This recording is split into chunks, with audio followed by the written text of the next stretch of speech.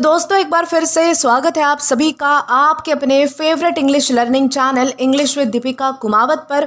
दोस्तों आज का ये जो हमारा वीडियो है ये टॉप 500 इडियम्स एंड फ्रेजेस का पहला वीडियो है, यानी कि पार्ट 1 है, जहां पर हम जो है वो 50 इडियम्स एंड फ्रेजेस पढ़ने वाले हैं और कुछ आने वाले आगे के पार्ट्स में जो है वो हम और भी ज़्यादा मतलब कि कवर करने की कोशिश करेंगे। लेकिन दोस्तों ये जो हमारे जो सारे इडियम्स और फ्रेजेस है जो कि हम पढ़ने वाले हैं टॉप 500, ये आपके किसी भी कॉम्पिटिटिव एग्जाम्स के लिए, जैसे कि बैंक एग्जाम्स है या फिर मतलब कि दूसरे कोई कॉम्पिटिटिव एग्जाम है, यूपीएससी, डिफेंस, एसएससी, ये सारे एग्जाम, इन सारे एग्जाम्स के लिए बहुत ही ज़्यादा इंपॉर्टेंट है। दोस्तों वीडियो एंड तक ज़रूर देखिएगा।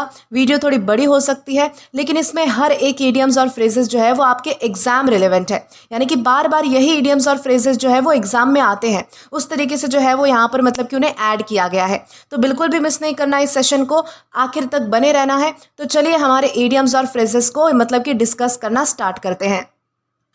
तो दोस्तों आज का हमारा सबसे पहला आता है अ क्लोज शेव। दोस्तों ये क्या है? तो ये एक ईडियम है, ठीक है। हमें डिफ्रेंशिएट भी करना है कि कौन सी चीज़ ईडियम है, कौन सा फ्रेज है। तो मैं आपको जो है वो बताते हुए चल रही हूँ कि कौन सी चीज़ ईडियम है और कौन फ्रेज है, ठीक है।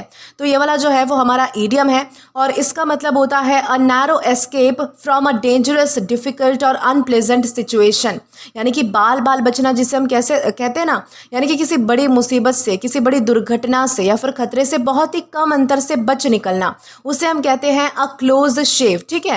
यानी कि इसका मतलब क्या होता है दोस्तों, इसका यूज तब किया जाता है जब कोई इंसान किसी डेंजरस या फिर डिफिकल्ट सिचुएशन से बहुत ही मुश्किल से बच जाता है। मतलब कुछ बहुत ही बुरा होने वाला था लेकिन लास्ट मोमेंट पर सब कुछ ठीक हो गया। ये सिर्फ हम जो है वो ऐसा नहीं है कि हम सिर्फ एक्सीडेंट के लिए ही यूज कर सकते हैं, बल्कि एग्जाम के लिए यूज कर सकते हैं, जॉब के लिए यूज कर सकते हैं, स्पोर्ट्स में भी इसका यूज हो सकता है। यानी कि सिचुएशन के अकॉर्डिंग जब आप जो है वो किसी सिचुएशन में फंस गए हो और उससे बाल बाल बचकर निकल जाते हो, यानी कि बहुत ही कम डिफरेंस से आप प्रॉब्लम से बच जाते हो, तो उसे हम अ क्लोज शेव कह सकते हैं। मान लो कि तुम जो है वो मतलब कि रोड क्रॉस कर रहे हो और अचानक एक जो है वो बाइक बहुत ही स्पीड से तुम्हारे बिल्कुल पास से निकल गई। तुम अगर एक सेकंड भी लेट होते या फिर इधर उधर मतलब कि हिल जाते ना, तो एक्सीडेंट हो सकता था। तो ऐसे सिचुएशन में हम क्या कहेंगे? हम बोलेंगे दैट वाज अ क्लोज शेव, यानी कि मैं बाल बाल बच गया, बहुत ही कम डिफरेंस से बच गया। इस तरीके से एक और एग्जाम्पल देखो, जैसे कि मान लो किसी स्टूडेंट ने एग्जाम की बिल्कुल तैयारी ही नहीं की थी, उसे लग रहा था कि वो पक्का फेल हो जाएगा, लेकिन रिजल्ट आया तो किसी तरह उसे जो है वो मतलब कि पासिंग मार्क्स तो मिल ही गए, यानी कि पास हो गया वो। तो यानी वो फेल होते होते बच गया।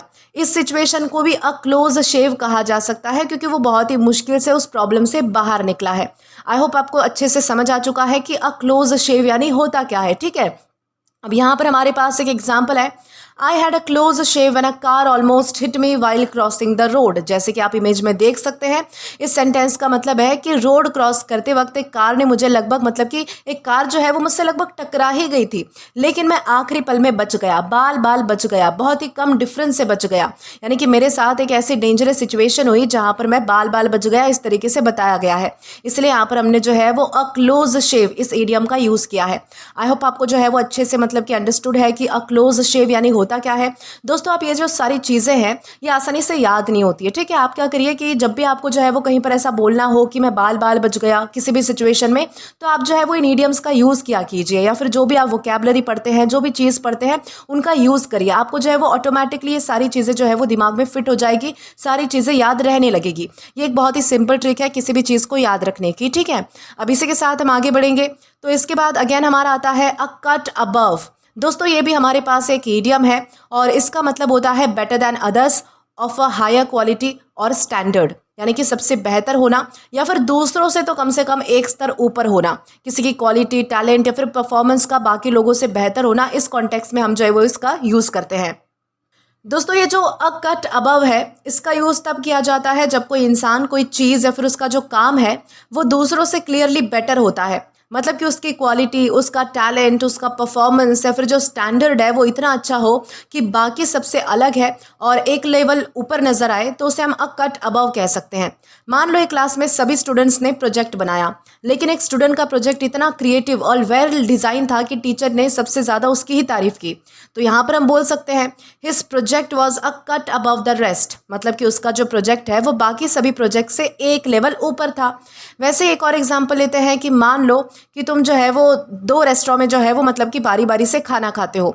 दोनों का खाना बहुत अच्छा है, लेकिन एक रेस्टोरेंट का जो टेस्ट है और जो सर्विस है, जो प्रेज़ेंटेशन है, वो इतनी ज़्यादा अच्छी है, इतनी ज़्यादा ज़बरदस्त है कि वो दूसरे रेस्टोरेंट से कहीं ज़्यादा बेटर लगता है आपको।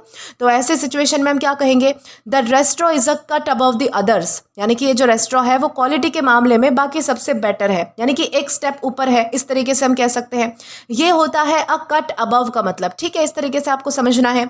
जैसे कि यहाँ पर हमारे पास एक एग्जाम्पल है, हर performance was a cut above everyone else, यानी कि सेंटेंस का मतलब है कि उसकी परफॉर्मेंस बाकी सभी लोगों की परफॉर्मेंस से कहीं ज़्यादा अच्छी थी या फिर एक लेवल ऊपर थी, इस तरीके से हम कह सकते हैं। यानी कि उसने इतना अच्छा परफॉर्म किया कि वो दूसरों से एक लेवल ऊपर नजर आई, इसलिए यहाँ पर हमने अ कट अबव इस इडियम का यूज़ किया है। आई होप आपको ये भी चीज़ क्लियर है। अब इसी के साथ हम आगे बढ़ेंगे हमारे अगले यानी कि एलिमेंट की ओर, क्योंकि अभी हमने तो पहचाना नहीं है कि ईडियम है या फिर फ्रेज है, तो हम एलिमेंट बोलकर चलते हैं, ठीक है। इसके बाद आता है अ क्लोज फिस्टेड पर्सन। दोस्तों देखकर ही समझ आ चुका होगा कि इसका मतलब क्या हो सकता है, और ये जो है वो एक फ्रेज है, ठीक है। इंपॉर्टेंट बात क्या है, ये फ्रेज है।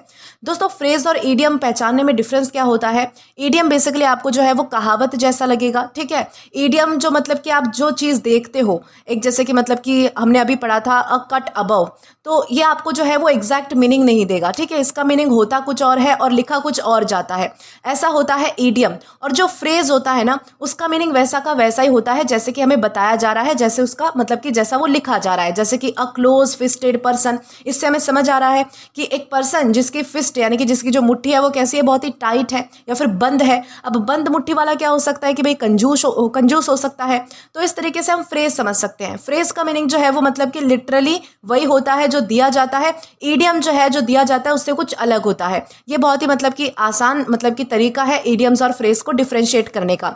जैसे कि अब हम पढ़ेंगे अ क्लोज फिस्टेड पर्सन यानी होता क्या है, तो इसका मतलब होता है a person who is unwilling to spend और give money, a very stingy person, ठीक है। जैसे कि मैंने आपको बताया था कि इसका मतलब हो सकता है कि भाई कोई कंजूस मतलब कि व्यक्ति है, यानी कि जो पैसे खर्च करने या फिर किसी पर खर्च करने से हमेशा बचता है, तो उसे हम क्या कहेंगे, अ क्लोज फिस्टेड पर्सन हम उसे कह सकते हैं। ये एक फ्रेज है और इसका जो यूज़ है वो उस इंसान के लिए किया जाता है जो पैसे खर्च करने में बहुत ही हिचकिचाता है, बहुत ही कंजूस होता है, ठीक है। ऐसे लोग ज़रूरत पड़ने पर भी पैसा खर्च करने से बचते हैं और छोटी बड़ी चीज़ में पैसा बचाने की कोशिश करते रहते हैं। ये फ्रेज किसी ऐसे व्यक्ति को डिस्क्राइब करने के लिए यूज़ होता है जो बहुत ही स्टिंगी और बहुत ही मतलब कि माइजर हो, ठीक है। मान लो कि तुम और तुम्हारे दोस्त जो है वो बाहर खाना खाने गए और हर बार जो है वो सब लोग अपना बिल या फिर जो कभी कभी दूसरों का जो बिल है वो पे कर देते हैं या फिर आप कॉन्ट्री कर लेते हो। लेकिन एक दोस्त है जो हमेशा कोई ना कोई बहाना बना देता है ताकि उसे पैसे देने ही ना पड़े, यानी कि वो यहाँ तक कि कॉन्ट्री भी नहीं करना चाहता। तो ऐसे इंसान को हम क्या कहेंगे, अ क्लोज फिस्टेड कहेंगे या फिर टाइट फिस्टेड भी कहा जाता है। क्लोज फिस्टेड की जगह पर जो है वो टाइट फिस्टेड भी यूज होता है, ये भी चीज़ आप ध्यान रखिए। एक और एग्जाम्पल है, जैसे कि मान लो कि किसी की मतलब कि किसी के पास जो है वो अच्छी खासी इनकम है, अच्छा खासा वो पैसा कमाता है, लेकिन फिर भी अगर वो घर में ज़रूरत की चीज़ें खरीदने से भी बचता है और खर्च को अननेसेसरी समझता है कि भाई कोई भी खर्चा नहीं होना चाहिए, जो ज़रूरत की चीज़ें हैं उस पर भी खर्च नहीं करेगा, तो लोग उसके बारे में बोल सकते हैं कि he is a close fisted person, कि भाई वो बहुत ही ज़्यादा मतलब कि कंजूस व्यक्ति है या फिर मतलब कि पैसे खर्च करने से डरता है, बचता है, इस तरीके से ये होता है किसी का क्लोज फिस्टेड या फिर टाइट फिस्टेड होना, ठीक है। अब जैसे कि हमारे पास यहाँ पर एक एग्जाम्पल है, he is a close fisted person and never likes to spend money on anyone. इस सेंटेंस का मतलब क्या है, इसका मतलब है कि वो एक बहुत ही कंजूस मतलब कि इंसान है और किसी पर पैसे खर्च करना उसे बिल्कुल भी पसंद नहीं है, ठीक है। यानी कि वो हमेशा पैसे बचाने की कोशिश करता है, इसलिए यहाँ पर हमने अ क्लोज फिस्टेड पर्सन यानी कि इस फ्रेज का यूज़ किया है, ठीक है। इस तरीके से आपको समझना है। इसी के साथ हम आगे बढ़ेंगे हमारे अगले एलिमेंट की ओर।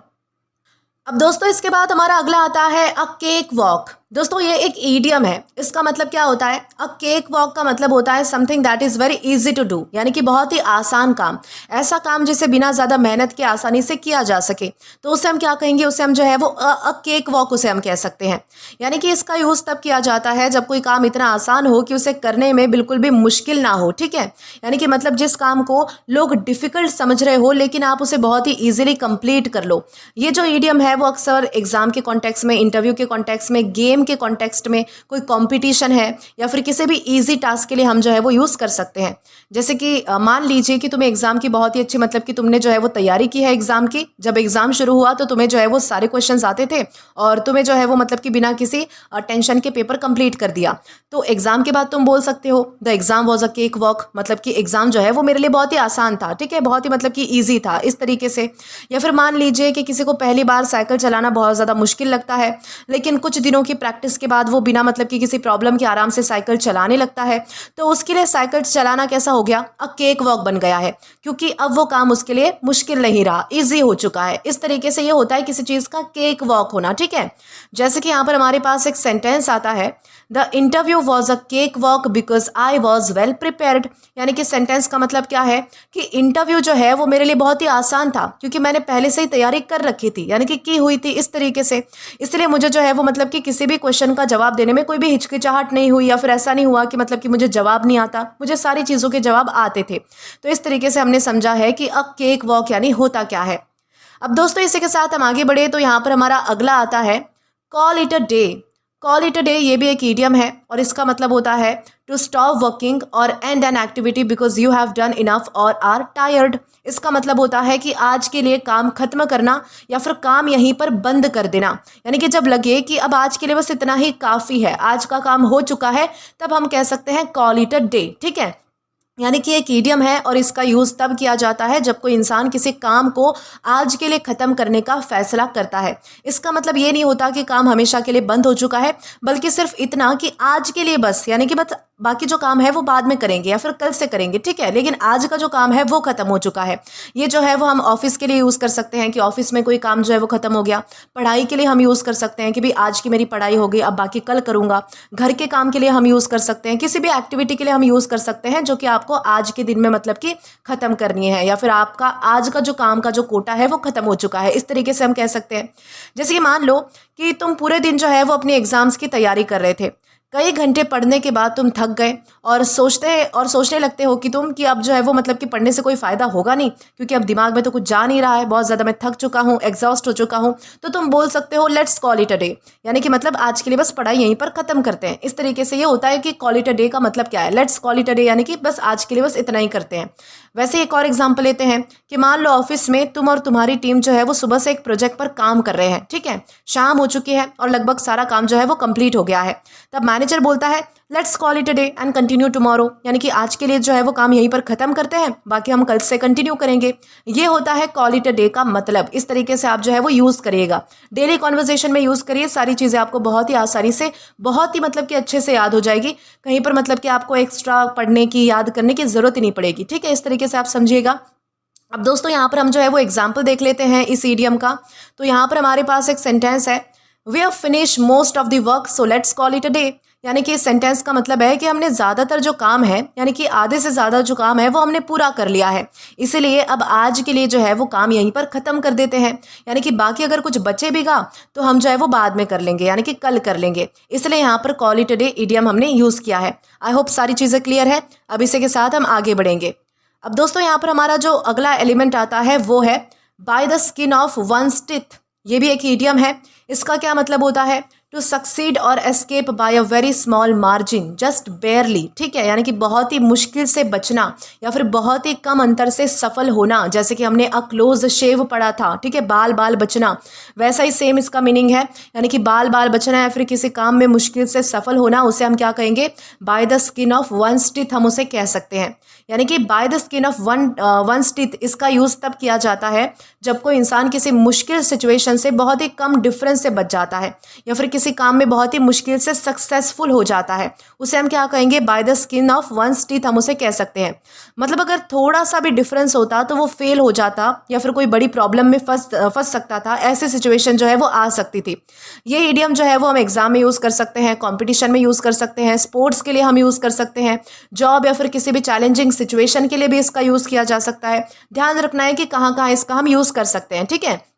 जैसे कि मान लो कि एक स्टूडेंट को जो है वो एग्ज़ाम पास करने के लिए 33 मार्क्स चाहिए और उसके जो है वो एग्जैक्टली 33 मार्क्स ही आए हैं, यानी कि वो सिर्फ बहुत ही कम डिफरेंस से पास हुआ है।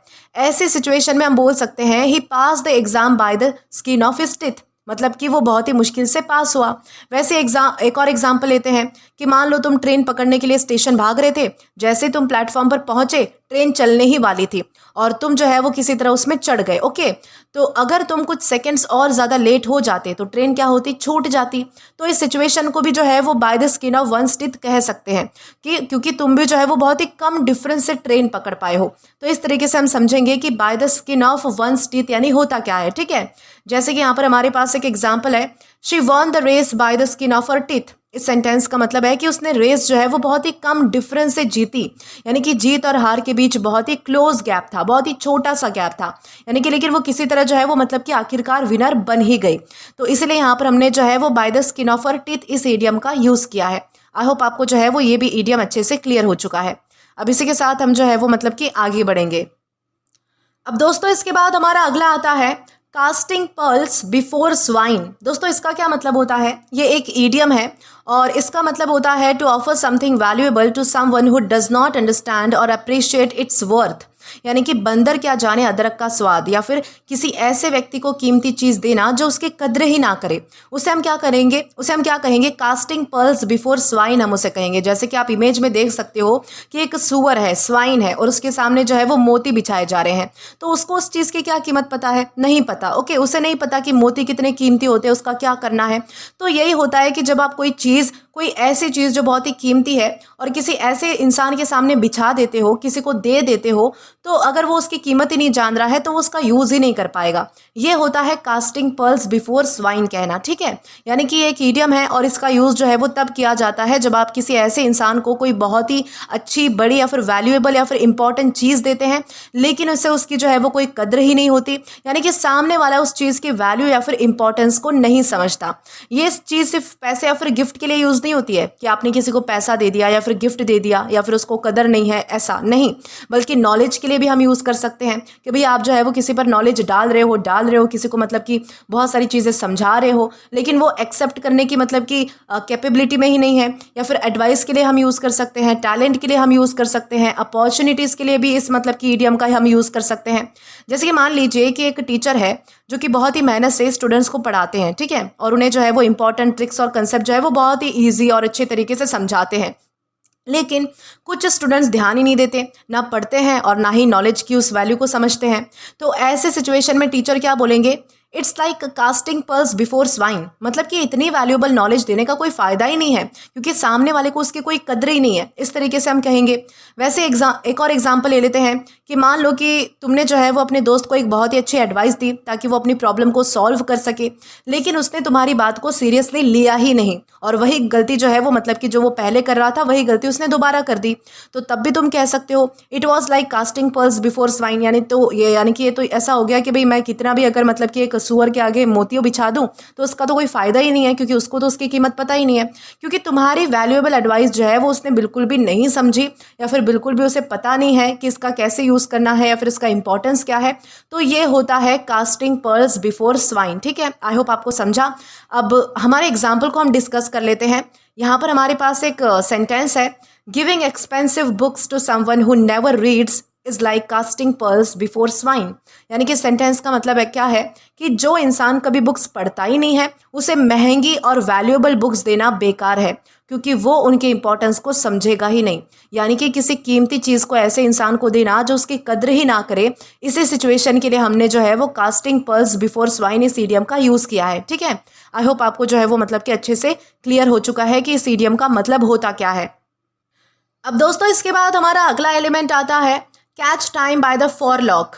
दोस्तों इसका क्या मतलब होता है, सबसे पहले तो ये हमारे पास एक ईडियम है और इसका मतलब होता है to act at the right time to make use of an opportunity before it is too late. यानी कि समय रहते अक्सर जो है वो मतलब कि अवसर का लाभ उठा लेना या फिर मौका हाथ से निकलने से पहले उसका जो है वो सही फ़ायदा उठा लेना, तो उसे हम क्या कहेंगे, catch time by the forelock हम उसे कह सकते हैं। इसका यूज़ जो है वो तब किया जाता है जब हम किसी अच्छे मौके को बिना देरी किए तुरंत उसे मतलब कि यूज़ कर लेते हैं। इसका मतलब है कि जब अपॉर्चुनिटी सामने हो तब उसका फ़ायदा उठा लेना, क्योंकि अगर देर कर दी तो शायद वो मौका दोबारा ना मिले या फिर हाथ से चला जाए। ये इडियम हमें बताता है कि सही समय पर लिया गया डिसीजन ही अक्सर सक्सेस दिलाता है, यानी कि हमें जो है वो मतलब कि सफलता दिलाता है। जैसे कि मान लो किसी कंपनी में तुम्हारे सपनों की जो है वो मतलब कि जॉब निकली है, तुम सोचते ही रह जाते हो कि भाई अप्लाई करने में देर कर देते हो, और मतलब कि कुछ दिन बाद जो है वो एप्लीकेशन जो है वो बंद हो जाती है और तुम्हारा जो चांस है वो चला जाता है।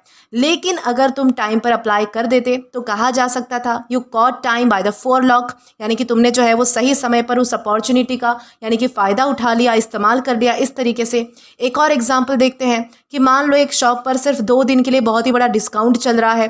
तुम वैसे भी मतलब कि एक लैपटॉप खरीदने ही वाले थे, लेकिन तुम जो है वो बिना देरी किए उस ऑफर का फ़ायदा उठा लेते हो, यानी कि जब डिस्काउंट चल रहा था तभी जो है वो तुमने मतलब कि लैपटॉप खरीद लिया।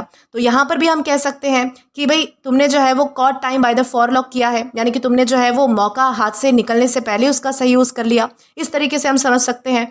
यहाँ पर हमारे पास एक सेंटेंस भी है इंग्लिश में, she caught time by the forelock and applied for the scholarship before the deadline.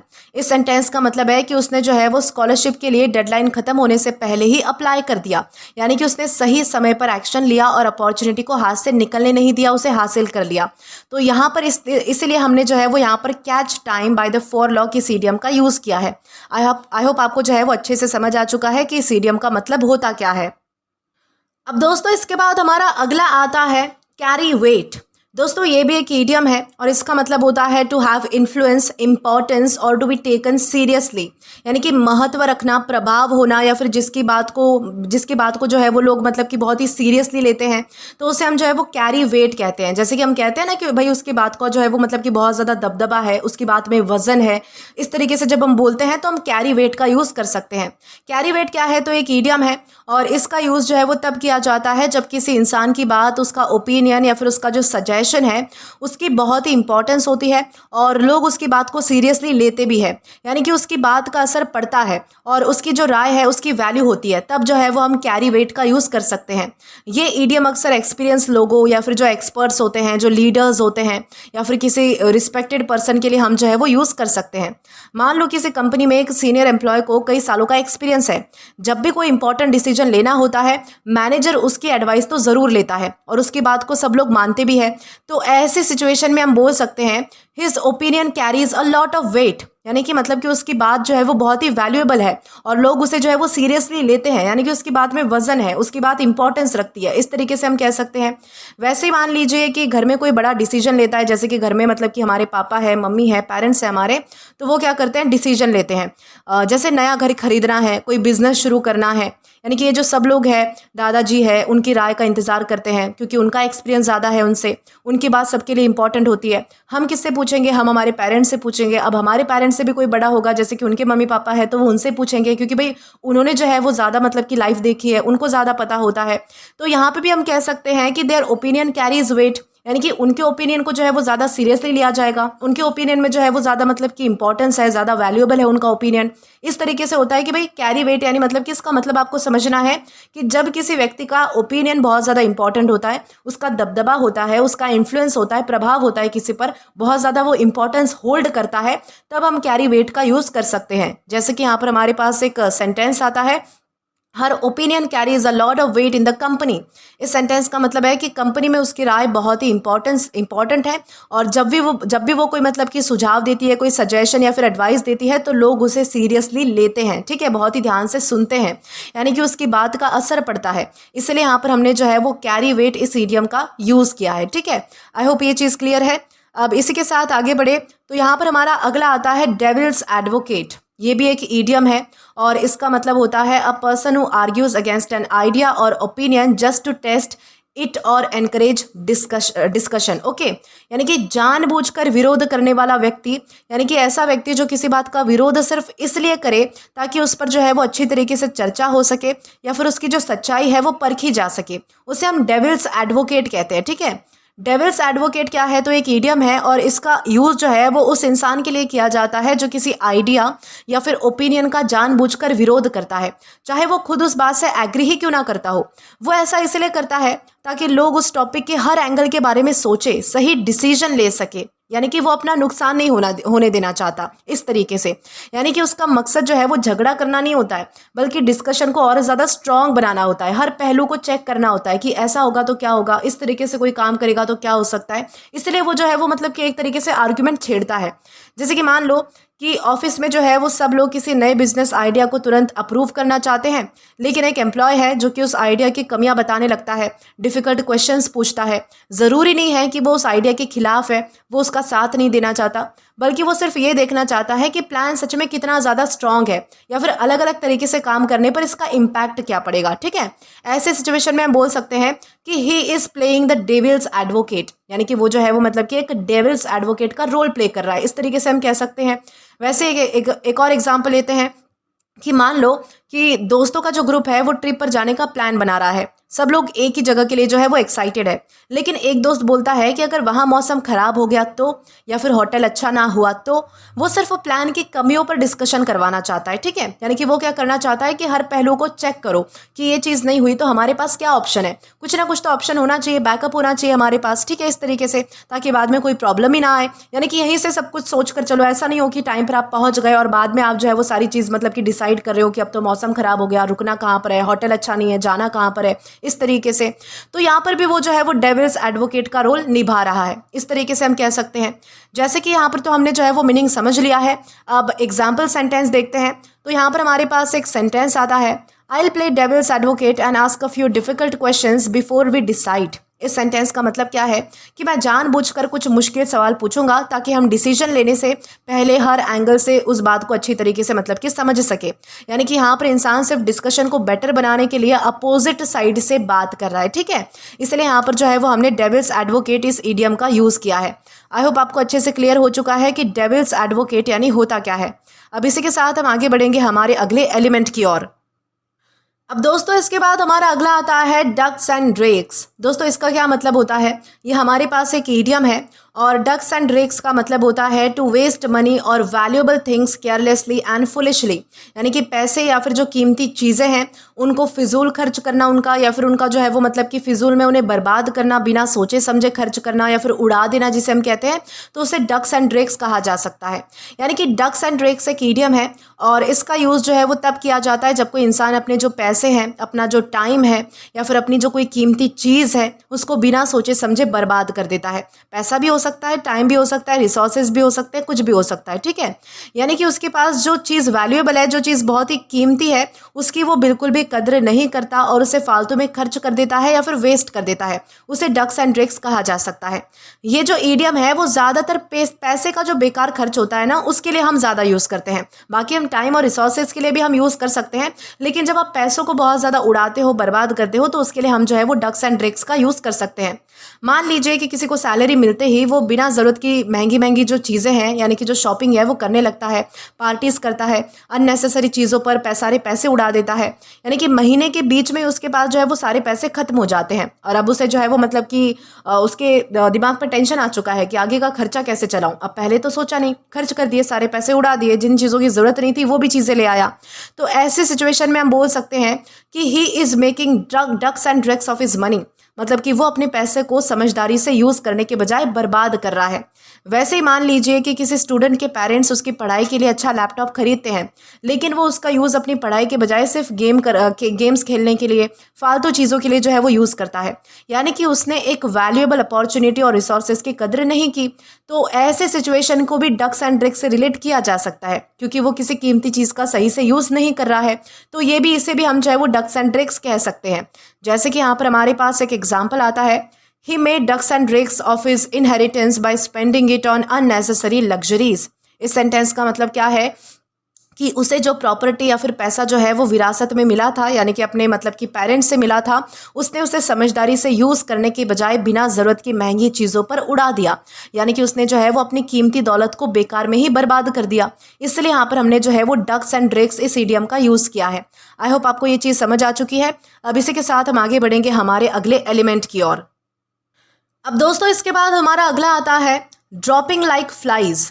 दोस्तों ये भी एक ईडियम है और इसका मतलब होता है people becoming ill, failing और dying in large numbers very quickly, यानी कि एक के बाद एक बड़ी संख्या में गिरना, बीमार पड़ना, असफल होना, लगातार बहुत ही लोगों का एक जैसी परेशानी का शिकार होना, या फिर यानी कि किसी की अगर डेथ भी होती है तो उसके सेंस में भी हम जो है वो मतलब कि यूज़ कर सकते हैं। जब मतलब कि किसी बीमारी की वजह से लगातार जो है वो एक के बाद एक जो है वो लोग मर रहे होते हैं, जैसे कि मतलब कि कोविड आया था तब हो रहा था ऐसा, तो लोग क्या कर रहे थे, मतलब कि मक्खियों की तरह मर रहे थे, ड्रॉपिंग लाइक फ्लाइज, इस तरीके से हम बोल रहे थे ना, तो ये होता है ड्रॉपिंग लाइक फ्लाइज। ठीक है, ये एक ईडियम है और इसका यूज़ तब किया जाता है जब बहुत सारे लोग एक के बाद एक किसी प्रॉब्लम का शिकार होने लगते हैं। ये प्रॉब्लम जो है वो बीमारी हो सकती है, थकान हो सकती है, या फिर मतलब कि कोई फेल्यूर यानी कि हमारी असफलता हो सकती है, या फिर और कोई मुश्किल सिचुएशन हो सकती है लाइफ की। इसका मतलब ये नहीं होता कि लोग सच में मक्खियों की तरह जो है वो गिर रहे हैं, बल्कि ये बताने के लिए यूज़ किया जाता है कि बहुत सारे लोग जो है वो बहुत ही जल्दी जल्दी एक ही प्रॉब्लम से अफेक्टेड हो रहे हैं। ठीक है, मान लो किसी ऑफिस में वायरल फीवर जो है वो फैल गया है, एक दिन में जो है वो 2 लोग बीमार हुए, अगले दिन 5 हुए और एम्प्लॉय जो है वो छुट्टी पर चले गए, तो धीरे धीरे आधा ऑफिस जो है वो बीमार हो गया। तो ऐसे सिचुएशन में हम कह सकते हैं एम्प्लॉयज़ वर ड्रॉपिंग लाइक फ्लाइज। ऐसा इसका ये मतलब नहीं है कि एम्प्लॉय जो है वो मर गए, यानी कि एक के बाद एक मर गए। बीमारी के सेंस में आप यूज़ करो या फिर कोई और जो मतलब कि थकान के सेंस में भी हम यूज़ कर सकते हैं कि एक नहीं मतलब कि बहुत सारे लोग थक गए हैं, एक नहीं बल्कि बहुत सारे लोग फेल हो चुके हैं, एक नहीं बल्कि बहुत सारे लोग मुश्किल सिचुएशन में हैं। इस तरीके से हम इसका यूज़ कर सकते हैं। ठीक है, तो मतलब कि हम क्या कहेंगे, एम्प्लॉयज़ वर ड्रॉपिंग लाइक फ्लाइज, यानी कि बहुत सारे जो लोग हैं वो एक के बाद एक बीमार पड़ रहे थे, इस तरीके से हम कह सकते हैं।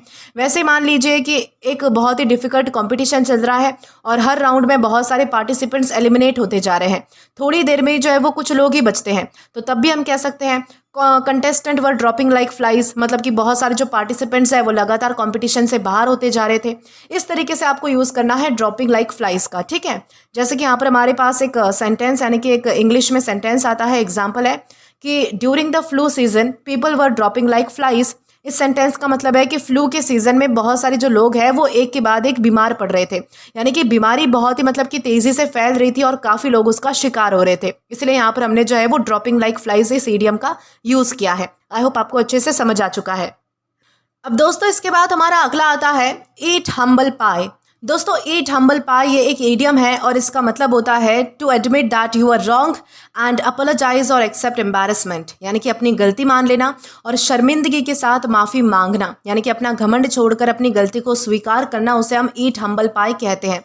यानी कि ईट हम्बल पाई का मतलब क्या होता है, इसका यूज़ जो है वो तब किया जाता है जब किसी इंसान को अपनी जो गलती है वो माननी पड़ती है, या फिर अपना जो घमंड है वो छोड़कर, या फिर मतलब कि उसे एक्सेप्ट करना पड़ता है कि वो गलत था। ठीक है, अक्सर ये जो सिचुएशन है वो तब आती है जब कोई बहुत ही कॉन्फिडेंस से किसी बात पर इंसिस्ट करता है, लेकिन बाद में पता चलता है कि सच कुछ और ही था। मान लीजिए कि एक स्टूडेंट है जो कि अपने दोस्त से कहता है कि एग्ज़ाम बहुत ही ईजी होगा और पढ़ने की तो कोई ज़रूरत ही नहीं है, लेकिन एग्ज़ाम बहुत ही डिफ़िकल्ट निकला और उसके जो है वो मार्क्स भी कम आते हैं, तो अब उसे जो है वो अपनी बात गलत माननी पड़ी है। ठीक है, यानी कि ऐसे सिचुएशन में हम बोल सकते हैं he had to eat humble pie, यानी कि उसे अपनी गलती को एक्सेप्ट करना पड़ा।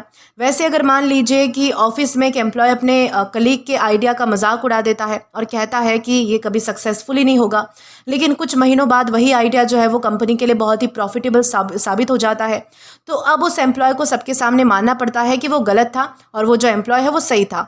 यानी कि यहाँ पर भी हम कह सकते हैं he had to eat humble pie, यानी कि क्योंकि उसने अपना जो घमंड छोड़कर जो है वो अपनी गलती एक्सेप्ट कर ली है, तो इसलिए हम जो है वो इस इडियम का यूज़ कर सकते हैं। जैसे कि यहाँ पर हमारे पास एक एग्जाम्पल है, he had to eat humble pie after realising that his colleague was right. इस सेंटेंस का मतलब है कि जब उसे पता चला कि उसका जो कलीग है वो सही था, तो उसे अपनी गलती माननी पड़ी और अपनी पहले वाली बात पर शर्मिंदगी महसूस हुई। ठीक है, यानी कि उसने अपना घमंड छोड़कर सच को एक्सेप्ट करना मतलब कि सही समझा, इसलिए यहाँ पर हमने जो है वो ईट हम्बल पाई इस इडियम का यूज़ किया है। आई होप आपको अच्छे से क्लियर हो चुका है कि ईट हम्बल पाई इसका मतलब होता क्या है। अब दोस्तों इसके बाद हमारा अगला आता है एल्बो वंस वे थ्रू। दोस्तों ये भी एक इडियम है और इसका मतलब होता है to push through a crowd using your elbows in order to move forward, यानी कि भीड़ में धक्का देकर या फिर रास्ता बनाकर आगे बढ़ना। ठीक है, जब हम धक्का देकर जो है वो रास्ता बनाने की कोशिश करते हैं तो उसे क्या कहा जाएगा, एल्बो वंस वे थ्रू हम उसे कह सकते हैं। यानी कि इसका यूज़ तब किया जाता है जब कोई इंसान बहुत ही ज़्यादा भीड़ में अपनी कोहनियों से, यानी कि अपनी एल्बोज और हल्का सा जो है वो धक्का देकर अपने लिए रास्ता बनाते हुए आगे बढ़ जाता है। ठीक है, इसका मतलब किसी से झगड़ा करना नहीं होता है, बल्कि बल्कि भीड़ की वजह से मुश्किल से अपना रास्ता बनाना होता है। ये इडियम जो है वो हम रेलवे स्टेशन या फिर जो मार्केट है, जो कॉन्सर्ट है या फिर जो स्टेडियम होता है या फिर कोई भी ऐसी जगह जहाँ पर भीड़ भाड़ वाला जो इलाका है या फिर बहुत ज़्यादा भीड़ रहती है वहाँ पर, और आपको जो है वो वहाँ से निकलना होता है, तो आप जो है वो धक्का धुक्का मार मार के जो है वो मतलब कि निकल जाते हो, तो उसे हम जो है वो एल्बो वंस वे थ्रू कह सकते हैं। ठीक है, जैसे कि मान लीजिए कि तुम किसी म्यूजिक कॉन्सर्ट में जाते हो और स्टेज के पास जो है वो पहुंचना चाहते हो। ठीक है, जो भी कोई आर्टिस्ट वहां पर गा रहा है, कुछ भी कर रहा है, उसके पास जाना चाहते हो, लेकिन वहां पर इतनी भीड़ है कि चलना बहुत ही मुश्किल हो रहा है, तो तुम क्या करते हो कि धीरे धीरे जो है वो लोगों के बीच से जो है वो रास्ता बनाते हुए आगे बढ़ते हो। तो ऐसे सिचुएशन में हम क्या कहेंगे, he elbowed his way through the crowd, मतलब कि उसने भीड़ से मुश्किल से अपना जो है वो रास्ता बनाया। वैसे ही मान लीजिए कि रेलवे स्टेशन पर ट्रेन आते ही बहुत ही ज़्यादा भीड़ हो गई है और तुम्हें जो है वो अपनी ट्रेन पकड़नी है, इसलिए तुम लोगों के बीच से जो है वो संभलते हुए और थोड़ा रास्ता बनाते हुए प्लेटफॉर्म की तरफ जो है वो निकल जाते हो। तो यहाँ पे भी हम जो है वो एल्बो वंस वे थ्रू इसका ईडियम का यूज़ कर सकते हैं, क्योंकि तुम भीड़ में अपना रास्ता जो है वो बना रहे हो। इस तरीके से हमें यूज़ करना है एल्बो वंस वे थ्रू का। ठीक है, जैसे कि यहाँ पर हमारे पास एक सेंटेंस आता है, यानी कि एक एग्जाम्पल है, she elbowed her way through the crowd to catch the train. इस सेंटेंस का मतलब है कि उसने ट्रेन पकड़ने के लिए भीड़ के बीच जो है वो किसी तरीके से अपना रास्ता बनाया और वो आगे बढ़ी, यानी कि भीड़ ज़्यादा होने के कारण जो है वो उसे लोगों के बीच से मतलब कि निकलना पड़ा, इसलिए यहाँ पर हमने जो है वो एल्बो वंस वे थ्रू इस इडियम का यूज़ किया है। अब दोस्तों इसी के साथ हम आगे बढ़ेंगे हमारे अगले एलिमेंट की ओर। तो दोस्तों इसके बाद हमारा अगला आता है ड्रॉ द लाइन। दोस्तों ये भी एक इडियम है और इसका मतलब होता है टू सेट अ लिमिट और रिफ्यूज़ टू एक्सेप्ट और अलाउ समथिंग, यानी कि सीमा तय करना या फिर किसी बात को एक हद के बाद बिल्कुल स्वीकार ना करना, उसे हम क्या कहेंगे, उसे हम ड्रॉ द लाइन कहेंगे। ठीक है, इस तरीके से आपको ध्यान रखना है। ड्रॉ द लाइन का ही मतलब होता है सीमा खींच देना। ठीक है, इस तरीके से कोई लाइन बना देना, कोई बाउंड्री सेट करना, इस तरीके से बहुत ईजी है। ड्रॉ द लाइन एक इडियम है और इसका यूज़ जो है वो तब किया जाता है जब कोई इंसान किसी बात की एक लिमिट या फिर बाउंड्री जो है वो डिसाइड कर देता है और कहता है कि इससे आगे मैं बिल्कुल भी कुछ एक्सेप्ट नहीं करूँगा, यानी कि हर चीज़ की एक हद होती है और जब वो हद पार हो जाए तो उसे मना कर देना, तो उसे हम कहते हैं ड्रॉ द लाइन। ठीक है, जैसे कि मान लो कि ऑफिस में जो है वो तुम कभी कभी एक्स्ट्रा वर्क जो है वो कर देते हो क्योंकि ज़रूरत होती है, लेकिन अगर बॉस जो है वो रोज़ ही बिना किसी एक्स्ट्रा पेमेंट के ओवर टाइम करने को कहता है तुम्हें, तो तुम कह सकते हो कि I draw the line at working every weekend, यानी कि मैंने जो है वो मतलब कि तुमने जो है वो मतलब कि अपनी लिमिट सेट कर दी है कि हर वीकेंड काम करना तुम्हारे मतलब कि तुम्हें जो है वो मंजूर नहीं है। एक और एग्जाम्पल लेते हैं कि मान लो तुम्हारा दोस्त जो है वो मजाक करता है तो तुम भी इंजॉय करते हो, लेकिन अगर वो मजाक करते करते तुम्हारी फैमिली या फिर जो पर्सनल लाइफ है उस पर ही कमेंट मतलब कि करना शुरू कर देता है, तो तुम उसे जो है वो रोक कर बोल सकते हो कि I draw the line at personal insult, यानी कि मजाक तक तो ठीक है लेकिन पर्सनल इंसल्ट जो है वो मैं बिल्कुल एक्सेप्ट नहीं करूँगा, ये चीज़ें जो है वो सहन नहीं की जाएगी। तो ये होता है ड्रॉ द लाइन करना। ठीक है, जैसे कि यहाँ पर हमारे पास एक सेंटेंस है, यानी कि एग्जाम्पल है कि I don't mind helping others but I draw the line at being treated unfairly. इस सेंटेंस का मतलब है कि मुझे दूसरों की मदद करने से कोई दिक्कत नहीं है, कोई प्रॉब्लम नहीं है, लेकिन अगर कोई मेरे साथ गलत या फिर अनफेयर बिहेवियर करे, यानी कि बिहेव करे, तो मैं उसे बिल्कुल भी जो है वो स्वीकार नहीं करूँगा, एक्सेप्ट नहीं करूँगा, यानी कि मैंने अपनी एक क्लियर लिमिट सेट कर रखी है, इसलिए यहाँ पर हमने जो है वो ड्रॉ द लाइन इस इडियम का यूज़ किया है। इसी के साथ हम आगे बढ़ेंगे हमारे अगले एलिमेंट की ओर।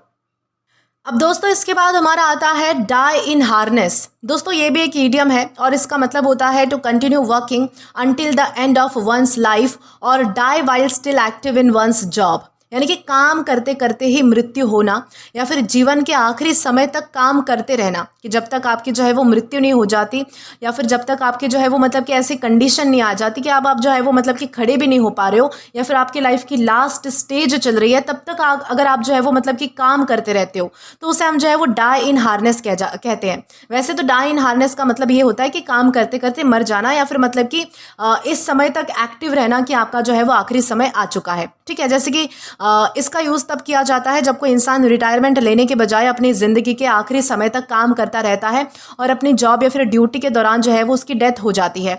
ये ईडियम जो है वो उन लोगों के लिए यूज़ होता है जो अपने काम के प्रति बहुत ही डेडिकेटेड होते हैं और आखिरी सांस तक अपनी जिम्मेदारी निभाते रहते हैं। ठीक है, जैसे कि मान लीजिए कि एक डॉक्टर पूरी ज़िंदगी पेशेंट्स का इलाज करता रहता है, रिटायरमेंट की एज आने के बाद भी वो मतलब कि लोगों की सेवा करता रहता है, एक दिन में जो है वो मतलब कि क्या होता है, एक दिन की काम करते करते उसकी डेथ हो जाती है। तो ऐसे सिचुएशन में हम बोल सकते हैं कि ही डाइड इन हार्नेस, यानी कि उसने जो है वो अपनी ज़िंदगी का आखिरी दिन अपने काम को ही दिया था, इस तरीके से। वैसे मान लीजिए कि एक टीचर है जो कि उन्हें जो है वो पढ़ाना बहुत ज़्यादा पसंद था और वो रिटायरमेंट के बाद भी जो है वो बच्चों को फ्री में पढ़ाते थे और अपनी ज़िंदगी के आखिरी समय तक टीचिंग करते थे।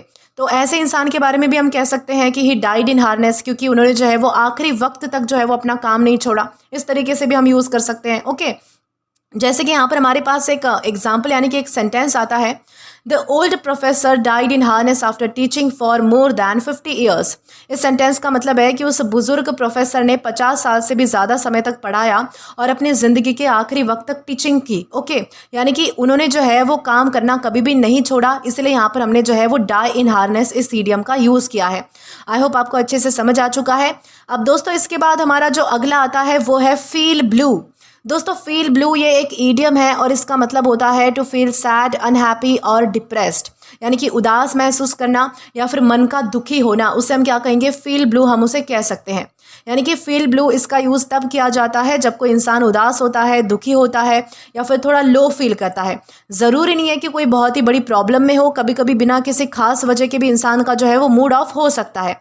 ऐसी सिचुएशन को एक्सप्रेस करने के लिए हम क्या यूज़ करेंगे, फील ब्लू इस इडियम का हम यूज़ कर सकते हैं। जैसे कि मान लो कि तुमने किसी कंपटीशन के लिए बहुत ही मेहनत की थी लेकिन रिजल्ट आया और तुम सिलेक्ट ही नहीं हो पाए। इस वजह से जो तुम्हारा मूड है वो ख़राब हो चुका है और तुम जो है वो पूरा पूरा दिन उदास बैठे रहते हो। तो तब हम बोल सकते हैं कि he was feeling blue after the result, मतलब कि रिजल्ट आने के बाद वो बहुत ही उदास महसूस कर रहा था, बहुत ही मतलब कि मायूस था, इस तरीके से। वैसे ही मान लीजिए कि तुम्हारा सबसे जो अच्छा दोस्त है वो किसी दूसरी सिटी में जो है वो शिफ्ट हो चुका है और अब तुम जो है वो रोज़ उसके साथ टाइम स्पेंड जो है वो कर नहीं सकते या फिर आपको जो है वो उसकी याद आती रहती है।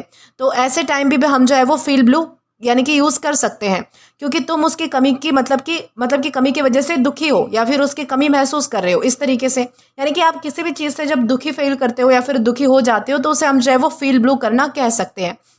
जैसे कि यहाँ पर हमारे पास एक सेंटेंस है, she felt blue after her best friend move to another city. इस सेंटेंस का मतलब है कि जब उसकी जो बेस्ट फ्रेंड है वो दूसरे सिटी में शिफ्ट हो गई तो वो बहुत ही ज़्यादा उदास हो चुकी थी, यानी कि उसका जो मूड ऑफ था और यानी कि उसका जो मूड था वो ऑफ हो चुका था और उसे अपनी फ्रेंड की कमी जो है वो बहुत ज़्यादा महसूस हो रही थी। तो इसलिए यहाँ पर हमने जो है वो फील ब्लू इस इडियम का यूज़ किया है। अब इसी के साथ हम आगे बढ़ेंगे हमारे अगले यानी कि एलिमेंट की ओर। अब दोस्तों इसके बाद हमारा अगला आता है फ्लॉगिंग अ डेड हॉर्स। दोस्तों ये भी एक ईडियम है और इसका मतलब होता है to waste time and effort on something that can not be change और इम्प्रूव। यानी कि इसका मतलब क्या होता है कि बेकार की कोशिश करना या फिर ऐसे काम में समय और मेहनत बर्बाद करना या फिर लगाना जिसका कोई फ़ायदा ही ना हो, उसे हम क्या कहेंगे, फ्लॉगिंग अ डेड हॉर्स हम उसे कह सकते हैं। यानी कि फ्लॉगिंग अ डेड हॉर्स इसका मतलब क्या होता है, इसका यूज़ तब किया जाता है जब कोई इंसान ऐसे काम में बार बार मेहनत करता रहता है जिसका उसे कोई रिजल्ट मिलने ही नहीं वाला, ठीक है। यानी चाहे जितने भी कोशिश कर ले सिचुएशन बदलने वाली नहीं है। ऐसे में हम और मेहनत करना और सिर्फ अपना टाइम एनर्जी मतलब कि वेस्ट करना होता है। यानी कि अगर आप और ज़्यादा मेहनत करते हो और ज़्यादा एफर्ट्स उसमें लगाते हो तो वो क्या है, वेस्ट ऑफ टाइम है, वेस्ट ऑफ एनर्जी है और कुछ भी नहीं है, क्योंकि रिजल्ट तो आपको मिलने ही नहीं वाला, ठीक है। जैसे कि मान लो कि एक स्टूडेंट का जो एग्ज़ाम रिजल्ट है वो आ चुका है और मार्क्स भी जो है वो फाइनल हो गए हैं, फिर भी वो रोज़ जो है वो मतलब कि टीचर से मार्क बढ़ाने की रिक्वेस्ट करता रहता है, जबकि स्कूल ने जो है वो क्लियरली मना कर दिया है। ऐसे सिचुएशन में हम बोल सकते हैं कि he is flogging a dead horse, मतलब कि वो बेकार में कोशिश कर रहा है क्योंकि अब कुछ बदलने वाला नहीं है, अब कुछ होने वाला नहीं है। वैसे मान लीजिए कि किसी कंपनी ने एक पुराना प्रोजेक्ट जो है वो परमानेंटली बंद कर दिया है, लेकिन टीम का एक मेंबर बार बार उसी प्रोजेक्ट को दोबारा शुरू करने की बात करता रहता है, जबकि मैनेजमेंट ने फाइनल डिसीजन ले लिया है कि अब ये जो प्रोजेक्ट है वो कभी भी शुरू नहीं होगा। तो यहाँ पे भी हम जो कहेंगे कि he is flogging a dead horse, क्योंकि उसकी मेहनत का अब जो है वो कोई फ़ायदा नहीं है, तो क्यों उसके पीछे लग रहा है वो इस तरीके से। यानी कि यहाँ पर हमने क्या सीखा है, फ्लॉगिंग अ डेड हॉर्स का मतलब होता है कि किसी ऐसी चीज़ पर मतलब कि टाइम वेस्ट करना, अपनी एनर्जी वेस्ट करना जिसका आपको रिजल्ट मिलने नहीं वाला है, जिसका या फिर कुछ होने नहीं वाला है, उसे हम क्या कहेंगे, फ्लॉगिंग अ डेड हॉर्स हम उसे कह सकते हैं, ठीक है। जैसे कि मान लीजिए कि एक मरा हुआ घोड़ा है, अगर आप उसे जो है वो कितना भी पट्टे से मारो, कुछ भी करो, वो जागेगा नहीं, वो चलेगा नहीं, भागेगा नहीं। तो यही होता है फ्लॉगिंग अ डेड हॉर्स, कि मरा हुआ घोड़ा उसे यानी कि भगाने से या फिर उसे जगाने से कोई फ़ायदा है क्या, क्योंकि वो मर चुका है। तो ये होता है किसी चीज़ को फ्लॉगिंग अ डेड हॉर्स बोलना, कि जब आप किसी ऐसी चीज़ पर मेहनत करते हो जिसका फल आपको नहीं मिलने वाला, जिसका रिजल्ट आपको नहीं मिलने वाला, उसे हम फ्लॉगिंग अ डेड हॉर्स कह सकते हैं। जैसे कि यहाँ पर हमारे पास एक सेंटेंस है, there is no point arguing anymore, we are just flogging a dead horse. इस तरीके से हम यूज़ कर सकते हैं। इस सेंटेंस का मतलब क्या है कि अब और बहस करने का कोई भी फ़ायदा नहीं है, क्योंकि डिसीजन तो हो चुका है और कुछ भी बदलने वाला नहीं है। यानी कि हम सिर्फ अपना टाइम और अपनी जो एनर्जी है वो बेकार में लगा रहे हैं। इसलिए यहाँ पर हमने जो है वो फ्लॉगिंग अ डेड हॉर्स इस इडियम का यूज़ किया है। आई होप आपको जो है वो समझ आ चुका है। अब इसी के साथ हम आगे बढ़ेंगे। तो हमारा अगला आता है फोम एट वंस माउथ। इसका क्या मतलब होता है? ये सबसे पहले तो हमारे पास एक इडियम है और इसका मतलब होता है टू बिकम एक्सट्रीमली एंग्री और फ्यूरियस। ओके, यानी कि गुस्से में आग बबूला हो जाना, बहुत ज़्यादा तेज़ गुस्सा आना, उसे हम क्या कहेंगे? उसे हम जो है वो फोम एट वंस माउथ कह सकते हैं। ठीक है, या इसका यूज़ कब किया जाता है? इसका यूज़ जो है वो तब किया जाता है जब कोई इंसान इतना ज़्यादा गुस्सा हो जाए कि उसका जो गुस्सा है उसके चेहरे और बातों से साफ दिखने लगे। ठीक है, इसका मतलब ये नहीं होता है कि सच में उसके मुंह से जो है वो झाग निकल रहे हैं, सच में उसके मुंह से फोम निकल रहे हैं। इसका मतलब ये नहीं होता है। ये सिर्फ एक एक्सप्रेशन है जो किसी के बहुत ही ज़्यादा गुस्सा होने को जो है वो डिस्क्राइब करता है। डिस्क्राइब करने के लिए हम यूज़ करते हैं। इस तरीके से आप समझिएगा। ठीक है, जैसे कि मान लो कि एक एम्प्लॉय ने ऑफिस में बहुत ही बड़ी गलती कर दी, जिससे कि कंपनी का बहुत ज़्यादा नुकसान हो गया। और जब बॉस को इस बात का पता चला तो वो इतना ज़्यादा गुस्सा हो गए कि ज़ोर ज़ोर से जो है वो उसे डांटने लगे। तो ऐसे सिचुएशन में हम क्या कहेंगे? The boss was foaming at the mouth, यानी कि बॉस बहुत ही ज़्यादा गुस्से में थे। इस तरीके से हम कह सकते हैं।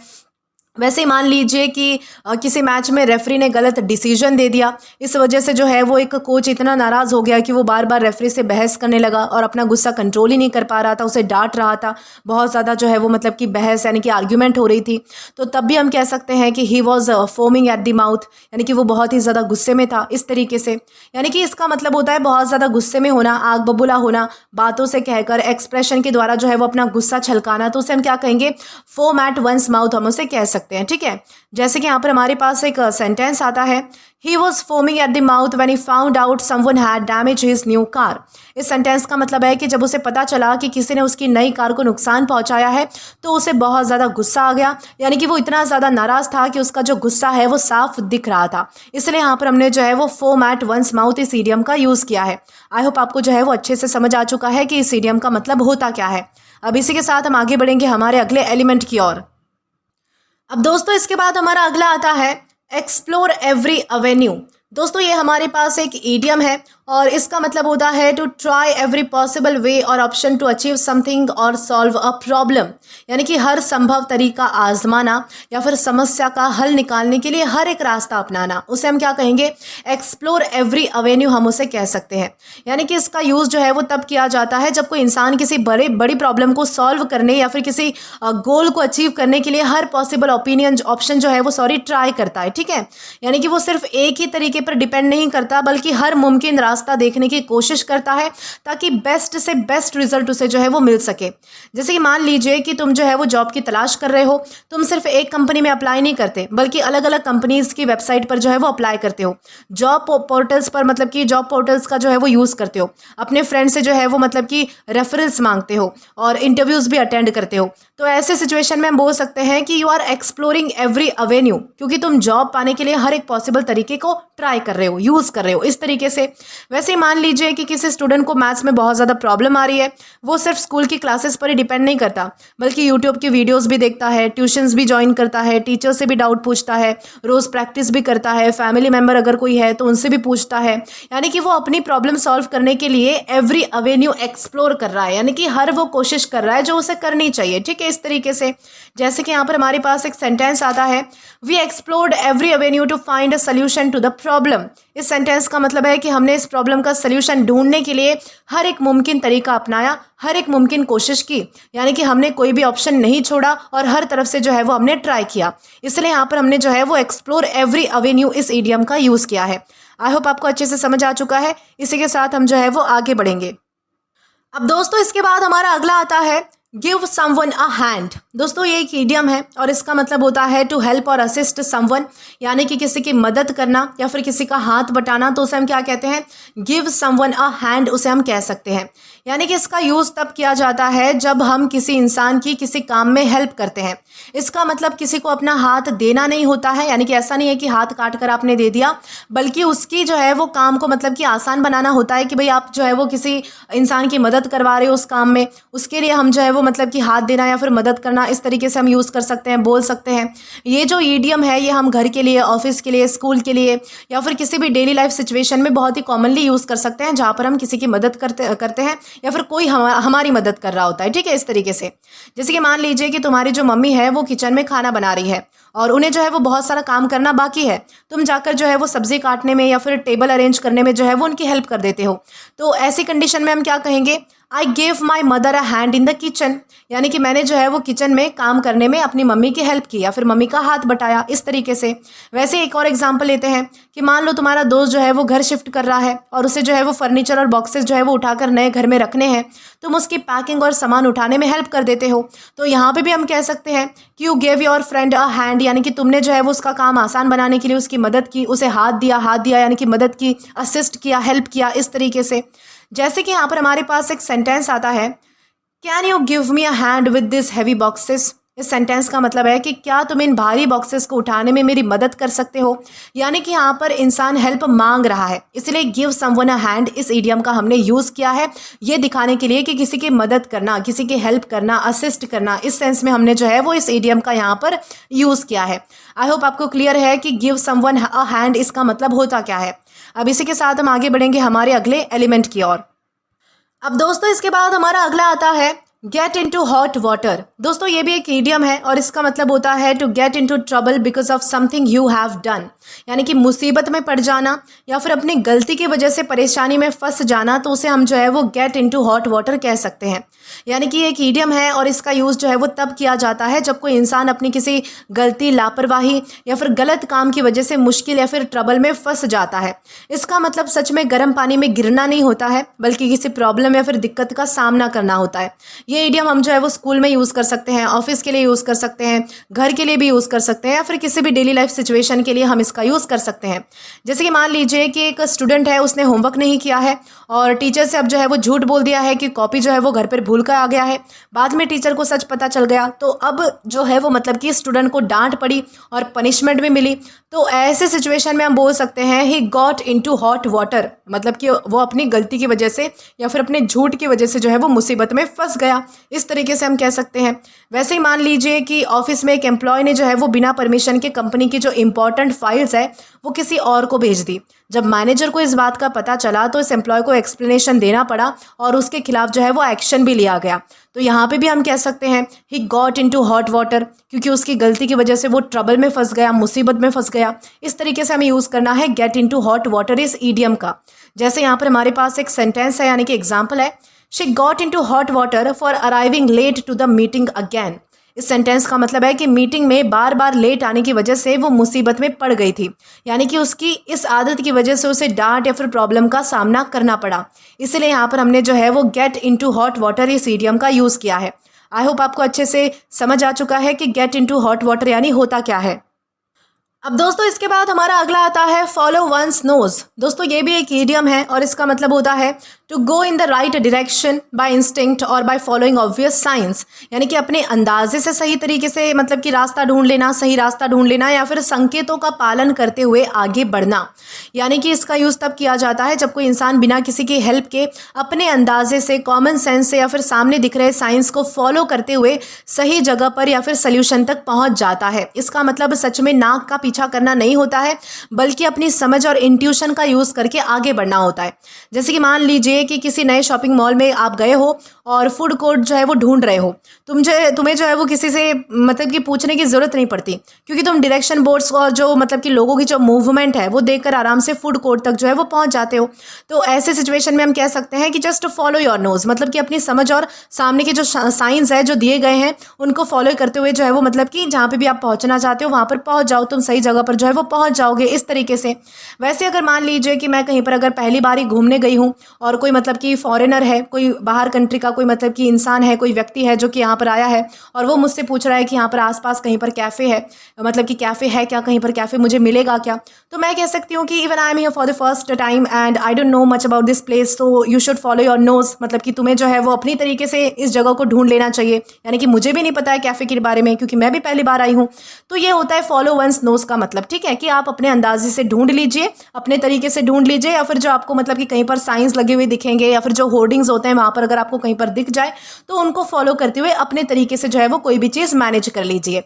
उसे कहा जाता है फॉलो वंस नोज। ओके, जैसे कि यहाँ पर हमारे पास एक एग्जाम्पल आता है, if you are looking for the cafeteria just follow your nose. इस सेंटेंस का मतलब है कि अगर तुम कैफेटेरिया ढूंढ रहे हो तो तुम बस सामने के साइंस या फिर अपनी समझ को फॉलो करो तो वहाँ पर पहुँच जाओगे, इस तरीके से। यानी कि किसी से पूछने की ज़रूरत नहीं है, इसलिए यहाँ पर फॉलो वंस नोज इस इडियम का हम यूज़ कर सकते हैं, ठीक है। इस तरीके से हमने समझा है। अब इसी के साथ हम आगे बढ़ेंगे तो यहाँ पर हमारे पास अगला आता है विथ ओपन आर्म्स। दोस्तों ये भी एक ईडियम है और इसका मतलब होता है to welcome someone warmly and happily, यानी कि खुले दिल से स्वागत करना या फिर बहुत ही प्यार और खुशी से किसी का मतलब कि स्वागत करना, तो उसे हम क्या कहते हैं, विथ ओपन आर्म्स हम उसे कह सकते हैं। यानी कि इसका यूज़ तब किया जाता है जब किसी का बहुत ही प्यार से, खुशी से, अपनेपन के साथ स्वागत किया जाता है, वेलकम किया जाता है, ठीक है। इसका मतलब सच में बाहें खोलकर खड़े होना नहीं होता है, बल्कि किसी को दिल से एक्सेप्ट करना होता है, उसका वार्मली वेलकम करना होता है। ओके, जैसे कि मान लीजिए कि कोई मेहमान हमारे घर में आता है, मान लीजिए कि कोई आपका भाई बहन है जो कि मतलब कि किसी दूसरे शहर में रहता है, वो बहुत दिनों बाद आ रहा है, तो घर के लिए, ऑफिस के लिए, स्कूल के लिए या फिर किसी भी जगह के लिए हम जो है वो यूज़ कर सकते हैं जहाँ पर किसी का खुशी से स्वागत मतलब कि वेलकम किया जा रहा है, ठीक है। जैसे कि मान लीजिए कि तुम बहुत सालों बाद जो है वो अपने गाँव या फिर घर वापस जाते हो, जैसे तुम पहुँचते हो तो तुम्हारे जो फैमिली मेम्बर्स हैं वो बहुत ही खुश हो जाते हैं, तुम्हें गले लगाते हैं, प्यार से तुम्हारा वेलकम करते हैं। ऐसी कंडीशन में हम क्या कहेंगे, they welcome me with open arms, यानी कि मतलब उन्होंने मेरा जो है वो बहुत ही प्यार से और खुशी के साथ मतलब कि वेलकम किया, स्वागत किया, इस तरीके से। वैसे मान लीजिए कि कंपनी में एक नया एम्प्लॉय ज्वाइन करता है और वहाँ की जो टीम है उसकी हेल्प करती है, उसे कंफर्टेबल फील करवाती है और फ्रेंडली बिहेवियर रखती है उसके साथ, तो यहाँ पे भी हम कह सकते हैं the team welcome him with open arms, क्योंकि उन्होंने जो है वो सबने उसका जो है वो दिल से और बहुत ही अच्छी तरीके से वेलकम किया है। इस तरीके से भी हम जो है वो विथ ओपन आर्म्स का यूज़ कर सकते हैं, ठीक है। आई होप आपको अच्छे से क्लियर हो चुका है। अब जैसे कि यहाँ पर हमारे पास एक सेंटेंस है, यानी कि एक एग्जाम्पल है, the whole family welcomed her with open arms after she returned home. इस सेंटेंस का मतलब है कि जब वो घर वापस आई तो पूरी फैमिली ने उसका बहुत ही प्यार से, खुशी और अपनेपन के साथ स्वागत किया, यानी कि सब लोग उसे देखकर बहुत ही खुश थे और उसका जो है वो दिल से वेलकम कर रहे थे। इसलिए यहाँ पर हमने जो है वो विथ ओपन आर्म्स इस इडियम का यूज़ किया है। आई होप आपको अच्छे से समझ आ चुका है। अब इसी के साथ हम आगे बढ़ेंगे हमारे अगले एलिमेंट की ओर। दोस्तों इसके बाद हमारा अगला आता है विद अ हाई हैंड। दोस्तों ये भी एक ईडियम है और इसका मतलब होता है इन अ प्राउड, हार्श और arrogant manner using power in an unfair और फोर्सफुल वे, यानी कि घमंड से पेश आना या फिर रौब दिखाकर और ज़बरदस्ती अपना अधिकार जताना, यानी कि अपनी पोजीशन की वजह से जो है वो लोगों पर रौब झाड़ना, उसे हम क्या कहते हैं, विद अ हाई हैंड हम उसे कह सकते हैं। यानी कि इस ईडियम का यूज़ तब क्यों होता है या फिर तब किया जाता है जब कोई इंसान अपनी पावर, अपनी पोजीशन या फिर अपनी अथॉरिटी का गलत फ़ायदा उठाते हुए दूसरों के साथ रूड, एरोगेंट और ज़बरदस्ती वाला बिहेवियर मतलब कि दिखाता है या फिर रखता है, ठीक है। यानी कि वो दूसरों की फीलिंग्स या फिर ओपिनियंस की परवाह किए बिना सिर्फ अपनी मर्जी चलाता है, तो उसे हम जो है वो विद अ हाई हैंड कह सकते हैं। मान लीजिए कि किसी ऑफिस में एक मैनेजर अपने एम्प्लॉय से बहुत ही रूड तरीके से बात करता है, वो उनकी बात सुनता ही नहीं है और हमेशा अपनी पावर दिखाकर यानी कि उनसे काम करवाता रहता है, तो ऐसी सिचुएशन में हम बोल सकते हैं कि he behaves with a high hand, मतलब कि वो अपनी अथॉरिटी का घमंड दिखाते हुए लोगों के साथ बुरा बर्ताव करता है, इस तरीके से हम कह सकते हैं। एक और एग्जाम्पल लेते हैं, जैसे कि मान लीजिए कि स्कूल में एक मॉनिटर को थोड़ी अथॉरिटी मिल गई है कि भाई मॉनिटर बन गया है, तो मतलब कि थोड़ा सा तो रौब आ ही जाता है बच्चे में, तो वो बिना वजह के सबको डांटने लगता है, छोटी छोटी बातों पर ऑर्डर्स देने लगता है, यानी कि एक तरीके से अपनी पावर दिखाने लगता है कि भाई मैं मॉनिटर हूँ, बाकी सब लोग कंट्रोल में रहो, इस तरीके से। यहाँ पे भी हम कह सकते हैं कि he is acting with a high hand, यानी कि क्योंकि वो अपने अधिकार को मतलब कि गलत तरीके से इस्तेमाल कर रहा है, उसका जो है वो रौब मतलब कि जमा रहा है, घमंड दिखा रहा है, घमंडी से घमंड मतलब कि एक तरीके से घमंड दिखाकर बिहेव कर रहा है। तो इन सारी सिचुएशन में हम जो है वो मतलब कि विद अ हाई हैंड इस इडियम का यूज़ कर सकते हैं। जैसे कि यहाँ पर हमारे पास एक सेंटेंस है, the officer dealt with the public with a high hand, इस सेंटेंस का मतलब है कि उस ऑफिसर ने लोगों के साथ बहुत ही रूड, घमंडी और अथॉरिटी दिखाते हुए बिहेवियर मतलब कि यानी कि बिहेव किया, बर्ताव किया इस तरीके से, यानी कि उसने अपनी पावर का यूज़ करके लोगों से अच्छे तरीके से बात नहीं की, इसलिए यहाँ पर जो है वो विद अ हाई हैंड इस ईडियम का हमने यूज़ किया है। आई होप आपको अच्छे से समझ आ चुका है। अब इसी के साथ हम आगे बढ़ेंगे हमारे अगले एलिमेंट की ओर। तो इसके बाद हमारा अगला आता है टूथ एंड नेल। दोस्तों ये भी एक ईडियम है और इसका मतलब होता है with all one's strength and determination या फिर फियर्सली, ठीक है, यानी कि जी जान लगाकर या फिर पूरी ताकत और पूरी मेहनत से, उसे हम क्या कहते हैं, टूथ एंड नेल हम उसे कहते हैं, ठीक है।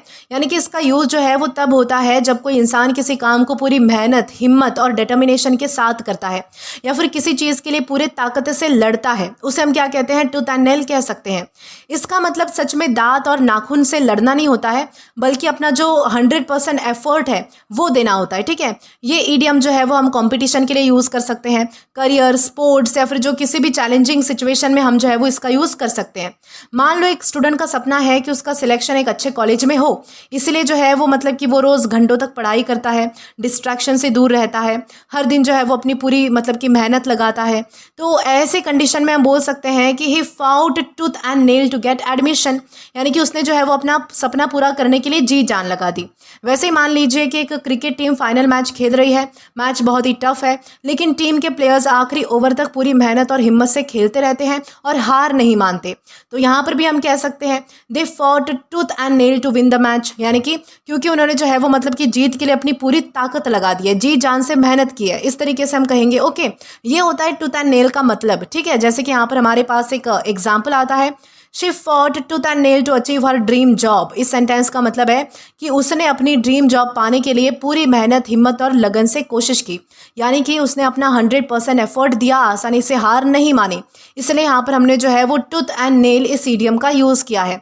आई होप आपको अच्छे से जो है वो क्लियर हो चुका है। इसी के साथ हम आगे बढ़ेंगे।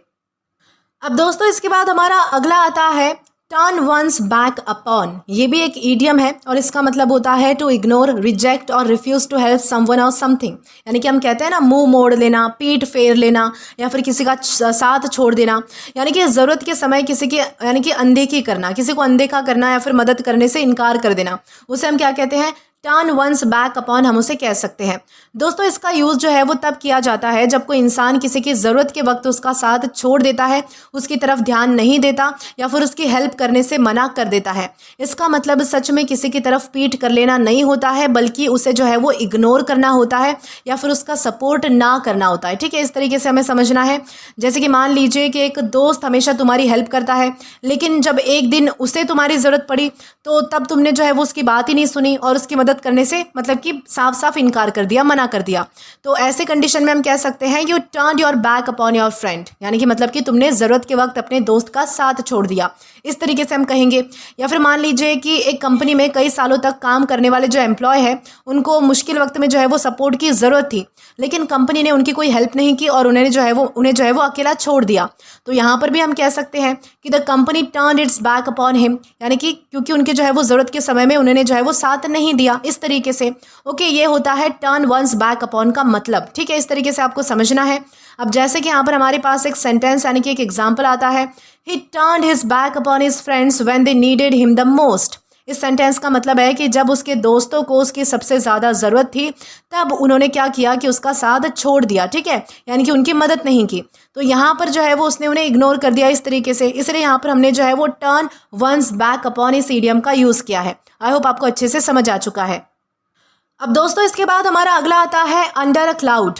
दोस्तों ये भी एक ईडियम है और इसका मतलब होता है to be under suspicion, criticism और इन ट्रबल, यानी कि संदेह के घेरे में होना, बदनामी या फिर परेशानी का सामना करना, उसे हम क्या कहेंगे, उसे हम अंडर अ क्लाउड कह सकते हैं। यानी कि इसका यूज़ जो है वो तब किया जाता है जब कोई इंसान किसी गलती, किसी स्कैंडल या फिर किसी और वजह से जो है वो लोगों के शक या फिर क्रिटिसिज्म का शिकार हो जाता है। ज़रूरी नहीं है कि वो सच में मतलब कि गलत ही हो, लेकिन लोग उस पर जो है वो डाउट करने लगते हैं या फिर उसकी जो इमेज है वो एक बार तो ख़राब हो ही जाती है, ठीक है। है। इसका मतलब सच में बादल के नीचे होना ऐसा नहीं होता है, बल्कि मुश्किल या फिर मतलब कि सस्पिशियस सिचुएशन में होना होता है, यानी कि मतलब कि एक तरीके से यानी कि क्रिटिसिज्म के घेरे में होना, मुसीबत के घेरे में होना। इस तरीके से जब हम कहते हैं ना, तो उसे हम अंडर अ क्लाउड मतलब कि बोल सकते हैं, इसका यूज़ हम कर सकते हैं। जैसे कि मान लीजिए कि कंपनी के जो पैसे हैं वो गायब हो चुके हैं और सबको शक है कि एक एम्प्लॉय है कि उसने जो है वो मतलब कि ये पैसे की चोरी की है। अब क्योंकि जो है वो मतलब कि सारे ऑफिस के लोगों को ये लग रहा है, तो इन्वेस्टिगेशन चल रही है और एक एम्प्लॉय पर भी जो है वो मतलब कि सबसे ज़्यादा डाउट किया जा रहा है। तो ऐसी कंडीशन में हम बोल सकते हैं कि he is under a cloud, मतलब कि वो शक के घेरे में है या फिर दायरे में है, इस तरीके से। वैसे एक और एग्जाम्पल समझते हैं कि मान लीजिए कि एक फेमस प्लेयर पर चीटिंग का आरोप लग गया है। जब तक सच सामने नहीं आता तब तक जो है वो लोग उसकी आलोचना करते रहते हैं, उसकी रेप्यूटेशन पर सवाल उठाते हैं। यहाँ भी हम जो है वो कह सकते हैं कि the player is under a cloud, यानी कि क्योंकि वो जो है वो क्रिटिसिज्म और सस्पिशन का सामना कर रहा है, तो वो कैसा है, मतलब कि एक तरीके से शक के घेरे में है। इस तरीके से हम जो है वो यूज़ कर सकते हैं अंडर अ क्लाउड का। जैसे कि यहाँ पर हमारे पास एक सेंटेंस आता है, यानी कि एग्जाम्पल आता है, the manager has been under a cloud since the financial mistake was discovered. इस सेंटेंस का मतलब है कि जब से फाइनेंशियल गलती का पता चला है, तब से मैनेजर शक और आलोचना का सामना कर रहा है, यानी कि लोग उस पर डाउट कर रहे हैं और उसकी इमेज पर असर पड़ रहा है। इसलिए यहाँ पर अंडर अ क्लाउड इस इडियम का हमने यूज़ किया है। आई होप आपको अच्छे से क्लियर हो चुका है। अब इसी के साथ हम आगे बढ़ेंगे हमारे अगले एलिमेंट की ओर। अब दोस्तों इसके बाद हमारा अगला आता है अप द वॉल। दोस्तों अप द वॉल ये भी एक ईडियम है और इसका मतलब होता है to become extremely frustrated, irritated और एंग्री, यानी कि बहुत ज़्यादा परेशान होना, चिढ़ जाना, इतना परेशान हो जाना कि गुस्सा या फिर झुंझलाहट होने लगे, तो उसे हम जो है वो अप द वॉल कह सकते हैं। यानी कि इसका यूज़ जो है वो तब होता है जब कोई इंसान किसी सिचुएशन की वजह से बहुत ही ज़्यादा फ्रस्ट्रेटेड, इरिटेटेड या फिर परेशान हो जाता है। इसका मतलब सच में दीवार पर चढ़ जाना नहीं है, यानी कि ऐसा नहीं है कि अप द वॉल का मतलब होता है कि कोई इंसान सच में दीवार पर चढ़ गया, बल्कि इतनी ज़्यादा टेंशन या फिर इरिटेशन होना कि पेशेंस की कमी होने लगती है या फिर पेशेंस आपका ये जो सब्र है वो टूटने लगता है, तो उसे हम जो है वो अप द वॉल कह सकते हैं। ये ईडियम जो है वो डेली लाइफ में बहुत ही कॉमन सिचुएशंस के लिए यूज़ किया जाता है, आपको ये ध्यान रखना है। जैसे कि मान लीजिए कि तुम जो है वो एग्ज़ाम की तैयारी कर रहे हो, लेकिन बाहर बहुत ही शोर हो रहा है, लोग ज़ोर ज़ोर से जो है वो म्यूज़िक बजा रहे हैं, तुम्हारा पढ़ाई पर जो है वो ध्यान ही नहीं लग रहा, तो धीरे धीरे जो है वो तुम बहुत ज़्यादा इरिटेट होने लग जाते हो, ठीक है, तुम्हें गुस्सा आने लग जाता है। तो ऐसे कंडीशन में हम बोल सकते हैं the noise is driving me up the wall, मतलब कि ये जो शोर है वो मुझे बहुत ही ज़्यादा परेशान कर रहा है। वैसे ही मान लीजिए कि तुम्हारा जो इंटरनेट है वो बार बार डिस्कनेक्ट हो रहा है और तुम्हें एक इंपॉर्टेंट ऑफिस मीटिंग जो है वो अटेंड करनी है, हर 2 मिनट बाद जो है वो कनेक्शन चला जाता है, जिससे कि तुम बहुत ज़्यादा फ्रस्ट्रेट हो जाते हो। तो यहाँ पे भी हम कह सकते हैं the internet problems are driving you up the wall, यानी कि क्योंकि बार बार की जो प्रॉब्लम्स है वो तुम्हें बहुत ज़्यादा चिड़चिड़ा बना रही है, इरिटेट कर रही है, फ्रस्ट्रेट कर रही है, गुस्सा दिला रही है। इस तरीके से हम जो है वो अप द वॉल इस इडियम का यूज़ कर सकते हैं, ठीक है। जैसे कि यहाँ पर हमारे पास एक सेंटेंस यानी कि एक एग्जाम्पल आता है, the constant noise from the construction site is driving me up the wall. इस सेंटेंस का मतलब क्या है कि वो जो मतलब कि कंस्ट्रक्शन साइट है उससे आने वाला जो लगातार शोर है वो मुझे बहुत ज़्यादा परेशान और इरिटेट कर रहा था, यानी कि मैं उस आवाज़ की वजह से फ्रस्ट्रेट फील कर रहा हूँ। इस तरीके से यहाँ पर हमने जो है वो मतलब कि अप द वॉल इस ईडियम का यूज़ किया है। इसी के साथ हम जो है वो आगे बढ़ेंगे। अब दोस्तों इसके बाद हमारा अगला आता है to go the whole hog, go the whole hog. ये एक ईडियम है जिसका मतलब होता है टू डू समथिंग कम्प्लीटली और with full effort without holding back, ठीक है, यानी कि पूरी तरीके से करना या फिर जी जान लगाकर किसी काम को पूरा करना, उसे हम गो द होल हॉग कह सकते हैं। यानी कि इसका यूज़ जो है वो तब किया जाता है जब कोई इंसान किसी काम को आधा अधूरा नहीं छोड़ता है, बल्कि पूरी तरीके से पूरे एफर्ट के साथ करता है, ठीक है। यानी कि जब कुछ करना ही है तो उसे जो है वो बेस्ट तरीके से और बिना किसी कमी के कंप्लीट करना, तो उसे हम जो है गो द होल हॉग कह सकते हैं। ये ईडियम बताता है कि अगर काम शुरू किया है तो उसे पूरी डेडिकेशन के साथ ख़त्म भी करो, इस तरीके से। जैसे कि हम एग्जाम्पल से समझते हैं कि इसका मतलब होता क्या है। मान लीजिए कि तुमने जो है वो अपना एक यूट्यूब चैनल शुरू किया है और सिर्फ वीडियोस अपलोड करने के बजाय तुम जो है वो अच्छी एडिटिंग भी करते हो, अट्रैक्टिव थंबनेल्स भी बनाते हो, रेगुलर जो है वो कंटेंट भी अपलोड करते हो और ऑडियंस के कमेंट्स का भी मतलब कि रिप्लाई देते हो, यानी कि तुम हर तरफ से पूरी मेहनत कर रहे हो। ऐसी कंडीशन में हम क्या कहेंगे, he decided to go the whole hog, यानी कि मतलब कि उसने जो है वो पूरा 100% एफर्ट देने का फैसला किया। इस तरीके से इसका मतलब होता है। एक और एग्जाम्पल लेते हैं। मान लीजिए कि तुम्हारे घर में जो है वो किसी की बर्थडे बर्थडे पार्टी है और सिर्फ केक लाने के बजाय जो है वो तुम डेकोरेशन भी करते हो, गेम्स भी अरेंज करते हो, अच्छा जो फूड ऑर्डर है वो भी करते हो, सब गेस्ट के लिए जो है वो स्पेशल प्लानिंग भी करते हो, यानी कि तुम कोई भी जो है वो कसर नहीं छोड़ रहे, कोई भी कमी नहीं छोड़ रहे। तो यहाँ पर भी हम कह सकते हैं you went the whole hog, यानी कि क्योंकि तुमने जो है वो पूरी पार्टी की तैयारी पूरी तरीके से की है, कोई भी कमी नहीं छोड़ी, इस तरीके से।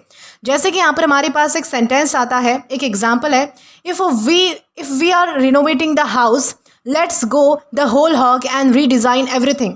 इस सेंटेंस का मतलब है कि अगर हम घर ही रिनोवेट कर रहे हैं, यानी कि घर हम रिनोवेट कर ही रहे हैं, रेनोवेशन उसकी हो रही है, तो सिर्फ थोड़ा थोड़ा मतलब कि थोड़ा बहुत काम करने के बजाय पूरे घर को अच्छे से ही रीडिज़ाइन कर लेते हैं। यानी कि जब काम शुरू कर ही लिया है तो उसे पूरी तरीके से बिना किसी कमी के ही कंप्लीट कर लेते हैं, ताकि बार बार काम ना करना पड़े, इस तरीके से। ओके, ये हम इस तरीके से यूज़ करते हैं गो द होल हॉग का। इस तरीके से आपको समझना है कि इसका मतलब होता क्या है। इसी के साथ हम आगे बढ़ेंगे। अब दोस्तों इसके बाद हमारा अगला आता है रीप द हार्वेस्ट। दोस्तों इसका क्या मतलब होता है? ये भी एक ईडियम है और इसका मतलब होता है टू एंजॉय द रिजल्ट्स और रिवॉर्ड्स ऑफ हार्ड वर्क।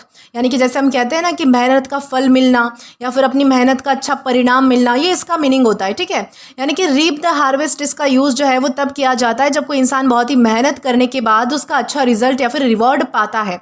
जैसे किसान पहले जो है वो मेहनत से फसल उगाता है और बाद में उसकी जो है वो कटाई करके उसका फ़ायदा उठाता है, वैसे ही लाइफ में जब भी हम मेहनत करते हैं और बाद में उसका जो अच्छा नतीजा है वो हमें मिलता है तो उसे हम रीप द हार्वेस्ट कह सकते हैं, ठीक है। जैसे कि मान लीजिए कि एक स्टूडेंट पूरे साल रेगुलर पढ़ाई करता है, हर टेस्ट की तैयारी करता है और डिस्ट्रैक्शन से दूर रहता है, और जब फाइनल एग्जाम का रिजल्ट आता है तो उसके बहुत ही अच्छे मार्क्स मिलते हैं। तो ऐसे सिचुएशन में हम क्या कहेंगे? He reap the harvest of his hard work, यानी कि जो भी उसने मेहनत की थी, जो भी सारी चीज़ें की थी, उसे जो है वो मतलब कि परिणाम मिला, अच्छा रिजल्ट मिला, फल मिला, इस तरीके से। एक और एग्जाम्पल लेते हैं। जैसे कि मान लो कि किसी ने कई सालों तक अपने बिजनेस पर मेहनत की, शुरू में जो है वो प्रॉफिट्स कम थे, लेकिन धीरे धीरे जो है वो उसका बिजनेस सक्सेसफुल हो गया और उसकी जो इनकम है यानी कि जो कमाई है वो भी बढ़ गई। तो यहाँ पर भी हम कह सकते हैं शी रीप द हार्वेस्ट, यानी कि क्योंकि अब जो है वो उसने जो है वो अपने कई सालों की मेहनत का जो है वो मतलब कि अब उसे रिवॉर्ड मिल रहा है, यानी कि उसे जो है वो अपनी मेहनत का फल मिल रहा है। तो इस तरीके से भी हम जो है वो इसका यूज़ कर सकते हैं। जैसे कि यहाँ पर हमारे पास एक सेंटेंस आता है, after years of hard work she finally reap the harvest of her efforts. इस सेंटेंस का मतलब है कि कई सालों तक लगातार मेहनत करने के बाद आखिरकार उसे अपनी मेहनत का अच्छा रिजल्ट या फिर फल जो है वो मिल ही गया, यानी कि उसकी सारी मेहनत जो है वो रंग लाई या फिर उसे जो है वो रिवॉर्ड मिला। इस तरीके से हमने जो है वो रीप द हार्वेस्ट इस मतलब कि ईडियम का यहाँ पर यूज़ किया है। अब इसी के साथ हम जो है वो आगे बढ़ेंगे। अब दोस्तों इसके बाद हमारा अगला आता है रोल अप वंस स्लीव्स। ये भी एक ईडियम है और इसका क्या मतलब होता है? To prepare to hard work और start doing a difficult task, यानी कि पूरी मेहनत से काम में जुट जाना या फिर किसी काम को करने के लिए पूरी तैयारी के साथ लग जाना। जैसे कि आपने देखा होगा कि जब भी हम कोई काम स्टार्ट करने वाले होते हैं, यानी कि बहुत ही मेहनत भरा अगर कोई काम है, तो हम क्या कर लेते हैं? अपनी बाहें चढ़ा लेते हैं, ठीक है, यानी कि हमारे स्लीव्स जो है वो ऊपर कर लेते हैं कि अब जो है वो हमें काम पूरी तरीके से अच्छी तरीके से करना है। तो यही होता है रोल अप वंस स्लीव्स करना, ठीक है, यानी कि अपनी मतलब कि बाहें चढ़ा लेना, इस तरीके से। यानी कि इसका जो यूज़ है वो तब किया जाता है जब कोई इंसान किसी मुश्किल या फिर इंपॉर्टेंट काम को पूरी मेहनत और डेडिकेशन के साथ शुरू करने के लिए तैयार हो जाता है। इसका मतलब सच में अपनी शर्ट की स्लीव्स चढ़ाने से तो नहीं होता है, वो तो मैंने आपको जो है वो एक तरीके से मतलब कि लिटरल सेंस में बताया था, लेकिन बल्कि ये चीज़ ये दिखाता है कि अब बातें नहीं होगी, काम शुरू करने का टाइम अब आ चुका है। इस तरीके से जब हम कहते हैं तो तब हम जो है वो रोल अप वंस स्लीव्स का यूज़ कर सकते हैं। जैसे कि मान लो कि तुम्हारे एग्जाम्स के एक हफ्ते बाद तुम्हारे एग्जाम्स है और तुम्हें जो है वो अभी बहुत सारा सिलेबस कंप्लीट करना है, तो तुम डिसाइड करते हो कि अब मोबाइल साइड में रखकर पूरी मेहनत से पढ़ाई करनी है। तो ऐसी कंडीशन में हम बोल सकते हैं it's time to roll up your sleeves and start studying, मतलब कि अब पूरी मेहनत से पढ़ाई करने का टाइम आ चुका है, यानी कि पढ़ाई करने में लग जाओ, इस तरीके से। या फिर मान लीजिए कि ऑफिस में एक बहुत ही बड़ा प्रोजेक्ट आया है और उसकी डेडलाइन भी बहुत ही पास आ चुकी है और पूरी टीम मिलकर प्लानिंग करती है कि बिना टाइम वेस्ट किए जो है वो अब काम शुरू करना है, यानी कि अभी काम पर हमें जो है वो लगना है। तो यहाँ पर भी हम कह सकते हैं the team roll up their sleeves and got to work, यानी कि सब लोग पूरी लगन के साथ काम करने में जुट गए, इस तरीके से। तो इस तरीके से आपको समझना है कि जब आप जो है वो पूरी मेहनत से किसी काम में जुट जाते हो, किसी काम को जो है वो पूरी तरीके से करने के लिए जो है वो मतलब कि तैयारी कर लेते हो, तो उसे हम जो है वो रोल अप वंस स्लीव्स कह सकते हैं, ठीक है, इस तरीके से। जैसे कि हमारे पास यहाँ पर एक एग्जाम्पल यानी कि एक सेंटेंस आता है, we roll up our sleeves and finish the project on time. इस सेंटेंस का मतलब है कि हमने पूरी मेहनत और डेडिकेशन के साथ काम शुरू किया और इसी वजह से प्रोजेक्ट को टाइम पर कंप्लीट भी कर लिया। यानी कि हमने जो है वो बिना देरी किए दिल लगाकर काम किया। इस तरीके से यहाँ पर हमने जो है वो इसीलिए रोल अप वंस स्लीव्स इस ईडियम का यूज़ किया है। आई होप आपको अच्छे से समझ आ चुका है। अब इसी के साथ हम आगे बढ़ेंगे तो यहाँ पर हमारा जो अगला एलिमेंट आता है वो है sail in the same boat. ये भी हमारे पास एक ईडियम है और इसका मतलब होता है to be in the same difficult और challenging situation as someone else. यानी कि एक ऐसी स्थिति में होना, एक परिस्थिति में होना जहाँ पर कोई दूसरा भी वैसी सेम परिस्थिति या फिर स्थिति में है। ठीक है, यानी कि एक ही जैसी परिस्थिति में होना या फिर एक ही समस्या का सामना करना। यानी कि sail in the same boat, इसका मतलब क्या होता है, इसका यूज़ जो है वो तब किया जाता है कि दो या फिर दो से ज़्यादा लोग जो है वो एक ही प्रॉब्लम, एक ही चैलेंज या फिर एक ही सिचुएशन का सामना जब कर रहे होते हैं तब उनके लिए हम जो है वो sail in the same boat कह सकते हैं। यानी कि एक ही नाव में सवार होना, एक ही मतलब की प्रॉब्लम में सवार होना, इस तरीके से। इसका मतलब सच में एक ही बोट में सफ़र करने से नहीं होता है बल्कि सबकी सिचुएशन एक जैसे होने से होता है। ठीक है, जब किसी को लगता है कि सिर्फ उसी के साथ ऐसी प्रॉब्लम नहीं है तब ये ईडियम बताता है कि और भी लोग हैं जो इसी मुश्किल से गुजर रहे हैं। ठीक है, इस तरीके से जैसे कि बेरोज़गारी आजकल सबसे बड़ी प्रॉब्लम है। हर कोई जो है वो मतलब कि इसी नाव में बैठा है कि हर किसी के पास काम नहीं है, नौकरी नहीं है। इस तरीके से आप समझ जाओ। ठीक है, जैसे कि मान लीजिए कि तुम्हारा दोस्त है जो कि एक एग्ज़ाम की तैयारी कर रहा है। एग्ज़ाम बहुत ही टफ़ है और किसी की भी तैयारी मतलब कि पूरी नहीं हुई है, सभी टेंशन में है। ठीक है, ऐसे सिचुएशन में हम बोल सकते हैं we are all sailing in the same boat, मतलब कि हम सब एक ही प्रॉब्लम का सामना कर रहे हैं। वैसे ही मान लीजिए कि ऑफिस में जो है वो कंपनी का बिजनेस थोड़ा स्लो चल रहा है और इसी वजह से जो है वो सभी एम्प्लॉयज़ को जो एक्स्ट्रा मेहनत है वो करनी पड़ रही है। सिर्फ एक इंसान नहीं बल्कि पूरी टीम को सेम चैलेंज का मतलब कि सामना करना पड़ रहा है। तो यहाँ पर भी हम कह सकते हैं everyone is selling in the same boat, यानी कि सबकी सिचुएशन एक जैसी है, सब लोग एक ही नाव में मतलब कि सफ़र कर रहे हैं। इस तरीके से हम कहेंगे। तो यहाँ पर इसी चीज़ को समझने के लिए हमारे पास एक और एग्जाम्पल है, यानी कि सेंटेंस है, जैसे कि don't worry we are all sailing in the same boat. यानी कि इस सेंटेंस का मतलब क्या है, चिंता मत करो, हम सब एक ही जैसी सिचुएशन का सामना कर रहे हैं या फिर एक ही नाव में हम सवार हैं। इस तरीके से यानी कि तुम सिर्फ अकेले नहीं हो बल्कि हम सबको भी वही प्रॉब्लम है। इस तरीके से हमने जो है वो sail in the same boat इस इडियम का यूज़ किया है। इसी के साथ हम आगे बढ़ेंगे। अब दोस्तों इसके बाद हमारा अगला आता है रूल द रूस्ट। दोस्तों ये भी एक इडियम है और इसका मतलब होता है to be the person who is in control और हैज़ द मोस्ट अथॉरिटी। ठीक है, यानी कि सब पर हुकूमत करना या फिर सबसे ज़्यादा अधिकार और नियंत्रण रखना, कंट्रोल रखना, उसे हम क्या कहते हैं, रूल द रूस्ट करना हम उसे कह सकते हैं। यानी कि इसका यूज़ तब किया जाता है जब कोई इंसान किसी घर, ऑफिस, ग्रुप या फिर ऑर्गेनाइजेशन में सबसे ज़्यादा अथॉरिटी रखता है और उसकी बात ही सबसे ज़्यादा मानी जाती है, यानी वही डिसीजंस लेता है और बाकी लोग उसी की बात को फॉलो करते हैं। तो तब हम जो है वो रूल द रूस्ट का यूज़ कर सकते हैं।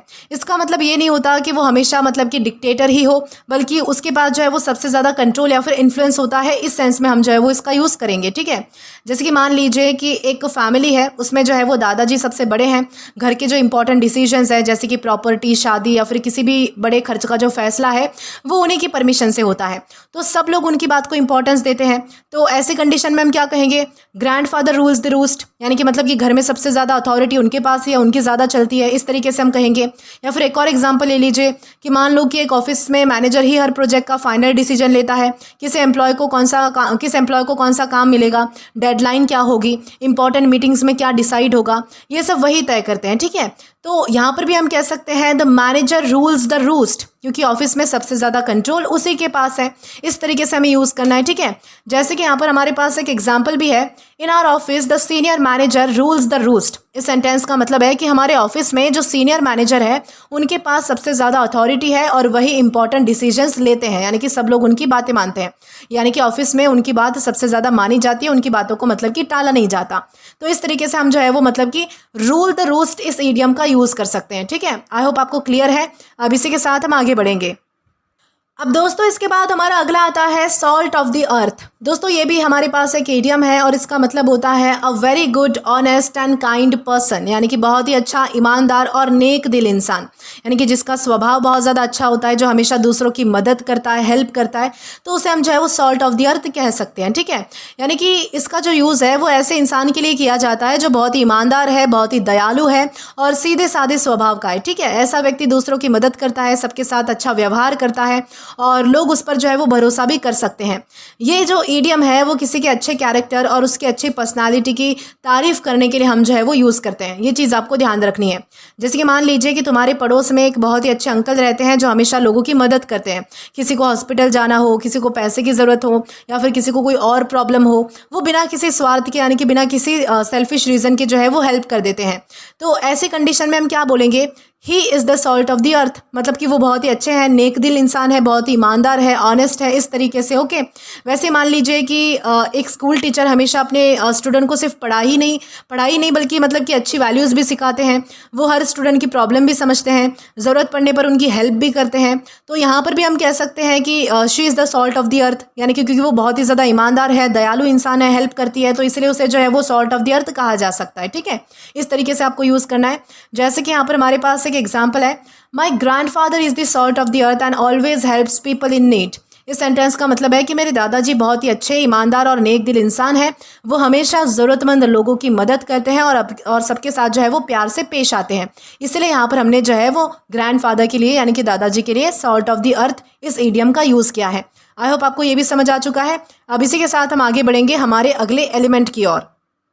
अब दोस्तों इसके बाद हमारा अगला आता है put a spoke in the wheel. दोस्तों ये भी एक ईडियम है और इसका मतलब होता है टू क्रिएट ऑब्स्टैकल्स और deliberately prevent someone from succeeding, यानी कि रुकावट डालना या फिर जानबूझकर किसी के काम में बाधा पैदा करना, यानी कि किसी को जो है वो सक्सेसफुल होने से रोकना, सफल होने से रोकना, या फिर उसकी लाइफ में या फिर उसके काम में जो है वो टांग अड़ाना, उसे हम क्या कहेंगे, put a spoke in the wheel हम उसे कह सकते हैं।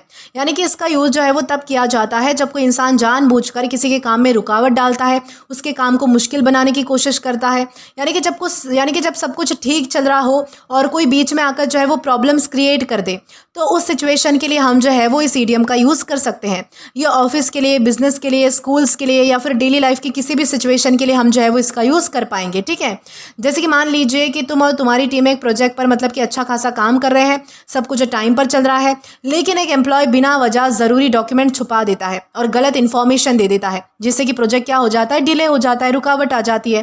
तो ऐसी कंडीशन में हम बोल सकते हैं he put a spoke in the wheel, मतलब कि उसने जानबूझकर काम में रुकावट डाल दी, इस तरीके से। एक और एग्जांपल लेते हैं कि मान लो तुम्हारा जो दोस्त है वो अपना छोटा सा कोई बिजनेस जो है वो मतलब कि शुरू करना चाहता है, सब तैयारी हो चुकी है, लेकिन कोई व्यक्ति झूठी अफवाहें फैलाकर कस्टमर्स को दूर करने की कोशिश कर रहा है। तो यहाँ पर भी हम कह सकते हैं कि someone put a spoke in the wheel, यानी कि मतलब कि क्योंकि उसने बिजनेस को जो है वो आगे बढ़ाने से उसे जो है वो रोकने की कोशिश की जा रही है, इस तरीके से यूज़ होता है put a spoke in the wheel का। ठीक है, इस तरीके से आपको समझना है। जैसे कि यहाँ पर हमारे पास एक एग्जाम्पल आता है, His jealous colleague tried to put a spoke in the wheel for office promotion। इस सेंटेंस का मतलब है कि उसकी जलन रखने वाले जो मतलब कि कलीग्स हैं कुछ, वो उसने क्या किया कि उनकी जो है वो प्रमोशन रोकने के लिए जानबूझकर रुकावटें पैदा करने की कोशिश की। तो यहाँ पर उसने उसकी सक्सेस के रास्ते में बाधा डाली, इसलिए यहाँ पर put a spoke in the wheel इस ईडियम का हमने यूज़ किया है। इसी के साथ हम आगे बढ़ेंगे हमारे अगले एलिमेंट की ओर। अब दोस्तों इसके बाद हमारा अगला आता है सैलेड डेज। दोस्तों सैलेड डेज ये भी एक ईडियम है और इसका मतलब होता है the period of youth when a person is young, inexperienced and care free, यानी कि जवानी के शुरुआत के दिन या फिर हमारी जो जवानी के मतलब कि जवानी का वो समय जब इंसान जो है वो बहुत ही ज़्यादा यंग होता है, यानी कि बहुत ज़्यादा जवान होता है, बेफिक्र होता है, किसी चीज़ की टेंशन नहीं होती, या फिर उसे जो है वो किसी काम का एक्सपीरियंस भी नहीं होता है, यानी कि किसी चीज़ में एक्सपीरियंस उसे अनुभव नहीं होता है। तो ये उस समय को मतलब कि बताता है, सैलेड डेज जो है वो उस समय को दिखाते हैं। ठीक है, यानी कि इसका यूज़ किसी इंसान की जवानी के उन दिनों के लिए किया जाता है जब वो यंग होता है, लाइफ का ज़्यादा एक्सपीरियंस नहीं होता और बिना ज़्यादा टेंशन के अपनी ज़िंदगी इंजॉय करता है। इस दौरान जो है वो लोग गलतियाँ भी करते हैं, नए एक्सपीरियंसेस भी लेते हैं और धीरे धीरे लाइफ से बहुत कुछ सीख भी जाते हैं। ठीक है, जैसे कि मान लीजिए कि कुछ दोस्त कई सालों बाद मिलते हैं और अपने कॉलेज के दिनों को याद करते हैं। वो बात करते हैं कि कैसे बिना किसी टेंशन के हम घूमा करते थे, मस्ती किया करते थे, छोटी छोटी बातों में खुश हो जाते थे, कॉलेज बंक किया करते थे। तो ये सारी चीज़ें जो है वो डिस्कस करते हैं। तो ऐसे कंडीशन में हम क्या बोलेंगे, those were our salad days, मतलब कि वो हमारी जवानी के सबसे हसीन और बेफिक्र दिन थे, इस तरीके से हम कहेंगे। वैसे ही मान लीजिए कि एक सक्सेसफुल बिजनेसमैन अपनी पुरानी फोटोज़ देख रहा होता है और उसे याद आता है कि जब वो कॉलेज में था तब उसके पास कोई एक्सपीरियंस नहीं था, यानी कि उसके पास एक्सपीरियंस की कमी थी, लेकिन सपने बड़े थे, कॉन्फिडेंस बहुत था, तो वो उन दिनों को याद करके मुस्कुराता है। तो यहाँ पर भी हम कह सकते हैं कि he was remembering his salad days, क्योंकि वो अपनी जवानी के शुरुआती दिनों को याद कर रहा है, इसलिए हमने क्या कहा है, सैलेड डेज उसे कहा है। जैसे कि यहाँ पर हमारे पास एक सेंटेंस भी आता है, एग्जाम्पल भी आता है कि during my salary days I travelled a lot and learned my valuable lessons. इस सेंटेंस का मतलब क्या है कि मैंने अपनी जवानी के शुरुआती दिनों में यानी कि बहुत ज़्यादा ट्रैवल किया और ज़िंदगी से कई ज़रूरी बातें भी सीखी। यानी कि वो मेरी लाइफ का ऐसा वक्त था जहाँ पर मैं यंग था, नए एक्सपीरियंस ले रहा था और धीरे धीरे मैच्योर भी हो रहा था। तो इसलिए यहाँ पर हमने जो है वो सैलड डेज इस इडियम का यूज़ किया है। आई होप आपको अच्छे से समझ आ चुका है। अब इसी के साथ हम जो है वो मतलब कि आगे बढ़ेंगे। तो इसके बाद हमारा अगला आता है run in the same groove. दोस्तों ये भी एक ईडियम है। आज जो है वो मतलब कि हमारे सेशन में ज़्यादातर ईडियम्स ही आ गए हैं। मैं आशा मतलब कि आई होप मतलब कि मैं समझ रही हूँ कि आपको जो है वो मतलब कि लगेगा कि सारे ईडियम्स ही पढ़ाए जा रहे हो आप, लेकिन मैं कोशिश करूंगी कि अगले सेशंस में ज़्यादा से ज़्यादा फ्रेजेस भी लेकर आऊँ, ठीक है। तो run in the same group का क्या मतलब होता है? To follow the same routine pattern और way of doing things all the time sorry, okay. यानी कि हमेशा एक ही मतलब कि एक ही तरीके पर चलना या फिर हर बार एक ही तरीके से काम करना, तो उसे हम क्या कहेंगे? उसे हम जो है वो run in the same group कह सकते हैं। यानी कि इसका यूज़ जो है वो तब होता है जब कोई इंसान या फिर कोई काम जो है वो एक ऐसे ही मतलब कि एक स्पेसिफिक रूटीन या फिर पैटर्न या फिर तरीके से चलता है या फिर उसे फॉलो करता है। यानी कि कोई नए आइडियाज़, कोई चेंज या फिर इनोवेशन ना हो और सब कुछ बार बार एक ही तरीके से होता रहे, तो उसके लिए हम जो है वो run in the same groove use करते हैं। ये जो ईडियम है वो अक्सर तब यूज़ होता है जब लाइफ या फिर जो काम है वो बहुत ही प्रेडिक्टेबल होता है और रिपीटेटिव होता है, यानी कि बार बार सेम ही चीज़ होती है, तो उसे हम क्या कहेंगे? Run in the same groove कह सकते हैं। जैसे कि मान लीजिए कि एक एम्प्लॉय है जो कि रोज़ सुबह ऑफिस जाता है, वही रोज़ काम करता है, लंच करता है, शाम को घर आ जाता है, टीवी देखता है, सो जाता है। कई सालों से उसकी जो लाइफ है उसमें कोई नया चैलेंज नहीं है, कोई चेंज नहीं है, कोई एक्साइटमेंट नहीं है। तो ऐसे कंडीशन में हम क्या बोल सकते हैं कि his life runs in the same group, मतलब कि उसकी जो लाइफ है वो हमेशा एक ही रूटीन पे चलती है। इस तरीके से हम कह सकते हैं कि पैटर्न में फॉलो होती है, ऐसा भी हम कह सकते हैं। वैसे ही मान लीजिए कि एक यूट्यूब क्रिएटर हर साल मतलब हर बार जो है वो मतलब कि बिल्कुल सेम टाइप के ही वीडियोस बनाता है, ना टॉपिक बदलता है, ना प्रेजेंटेशन बदलता है, ना कोई मतलब कि नया एक्सपेरिमेंट करता है। धीरे धीरे ऑडियंस को जो उसका जो कंटेंट है वो रेपिटेटिव लगने लगता है।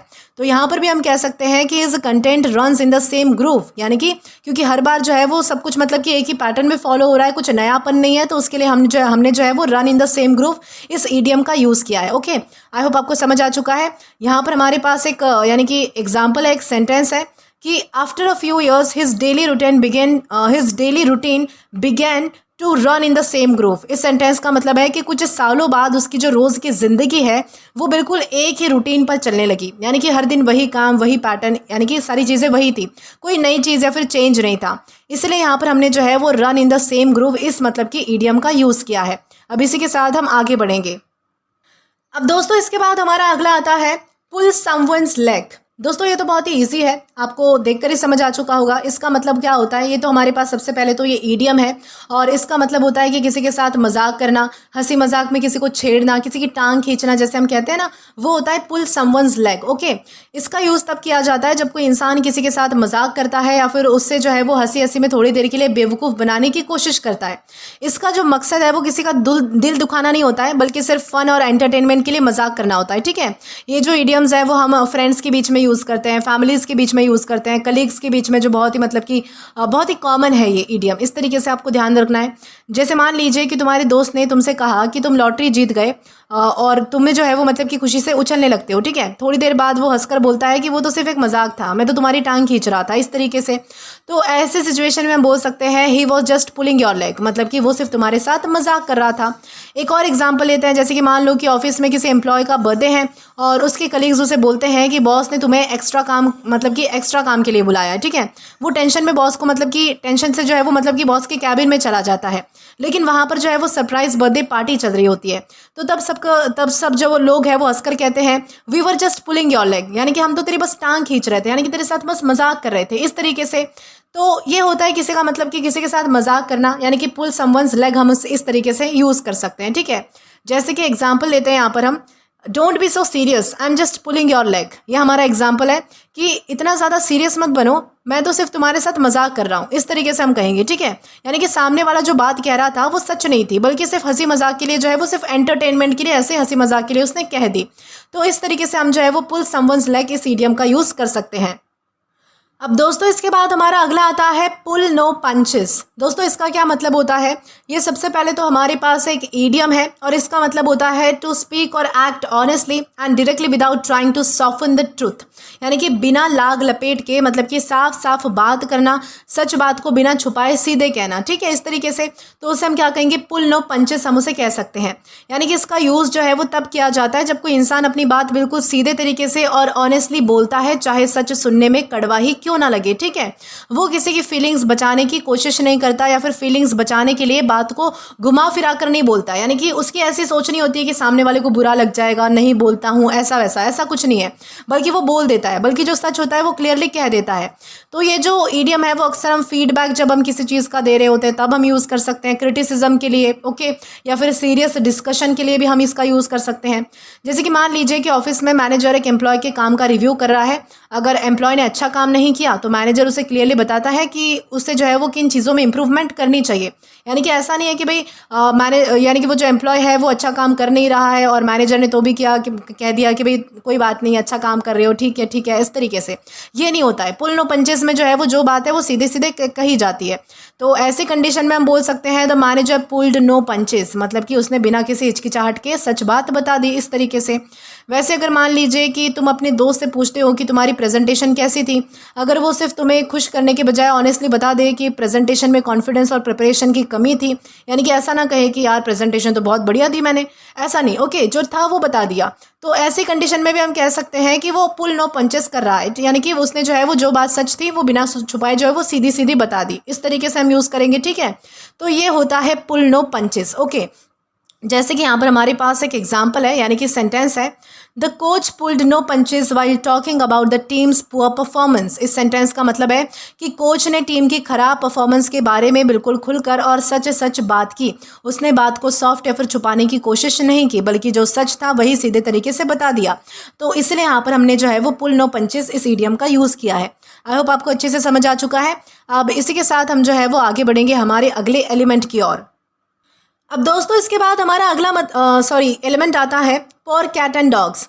इसका क्या मतलब होता है? ये ईडियम है और इसका मतलब होता है टू रेन वेरी हैविली, यानी कि मूसलाधार बारिश होना या फिर बहुत ही तेज़ बारिश होना। इसका मतलब ये नहीं है कि कुत्ते और बिल्ली जो है वो आसमान से गिर रहे हैं, बल्कि बारिश के कॉन्टेक्स्ट में ये यूज़ होता है। ठीक है, इसका सही और ज़्यादा कॉमन फॉर्म जो है वो रेन कैट्स एंड डॉग्स है, लेकिन कई बुक्स में जो है वो पोर कैट्स एंड डॉग्स इस तरीके से भी लिखा हुआ मिल जाएगा। ठीक है, इसका यूज़ जो है वो तब किया जाता है जब बहुत ही तेज़ और लगातार बारिश हो रही होती है।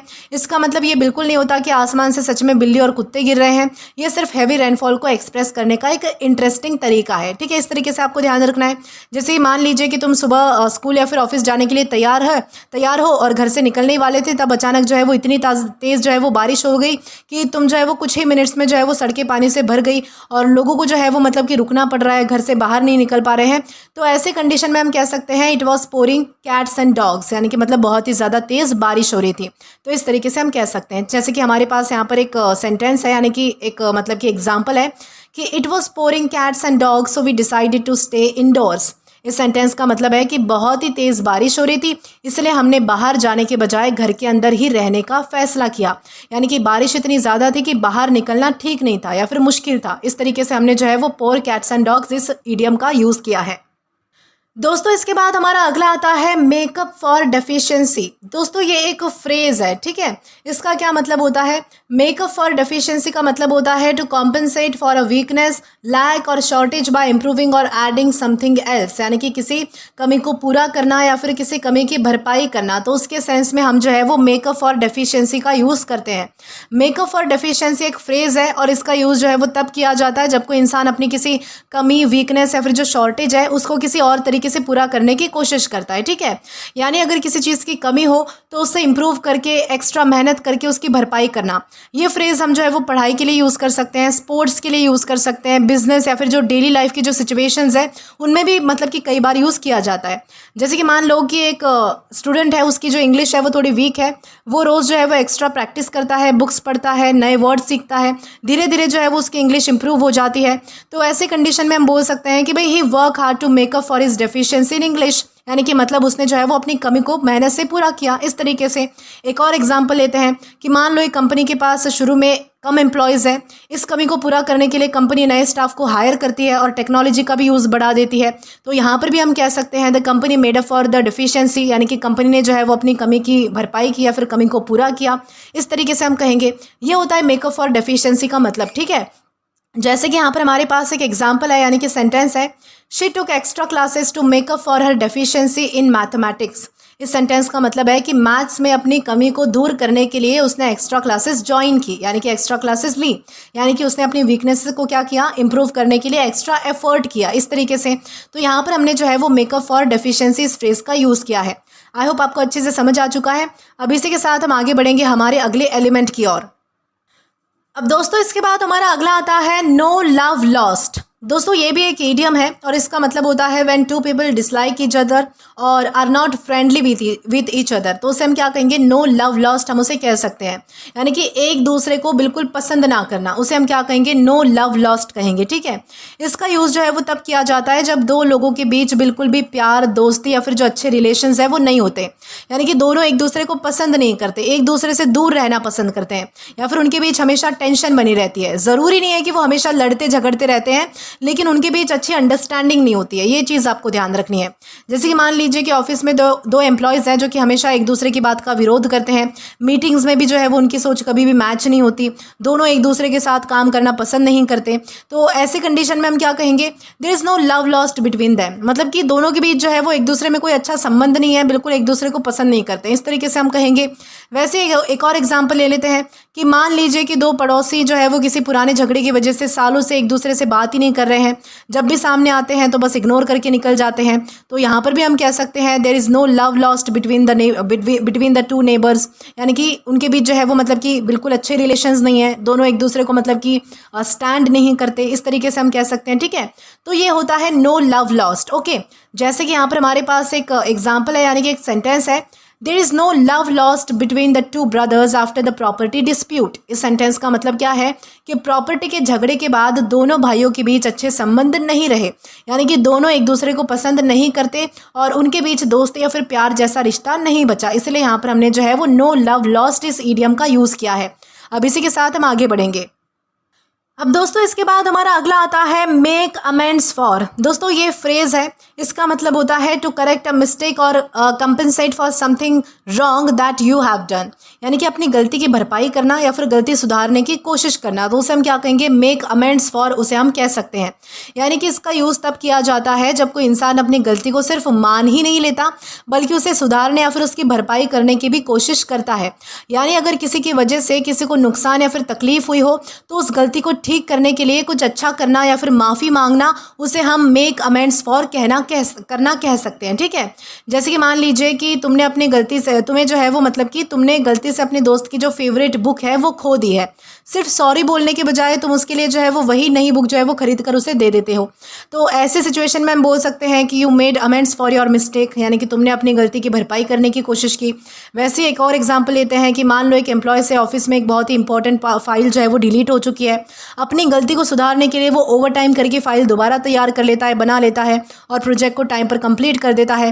तो यहाँ पर भी हम कह सकते हैं कि he made amends for his mistake, यानी कि क्योंकि उसने जो है वो अपनी गलती को सुधारने के लिए एक्स्ट्रा एफर्ट किया तो इसलिए हमने जो है वो यहाँ पर मेक अमेंड्स फॉर का यूज़ किया है, ठीक है। इस तरीके से आपको ध्यान रखना है।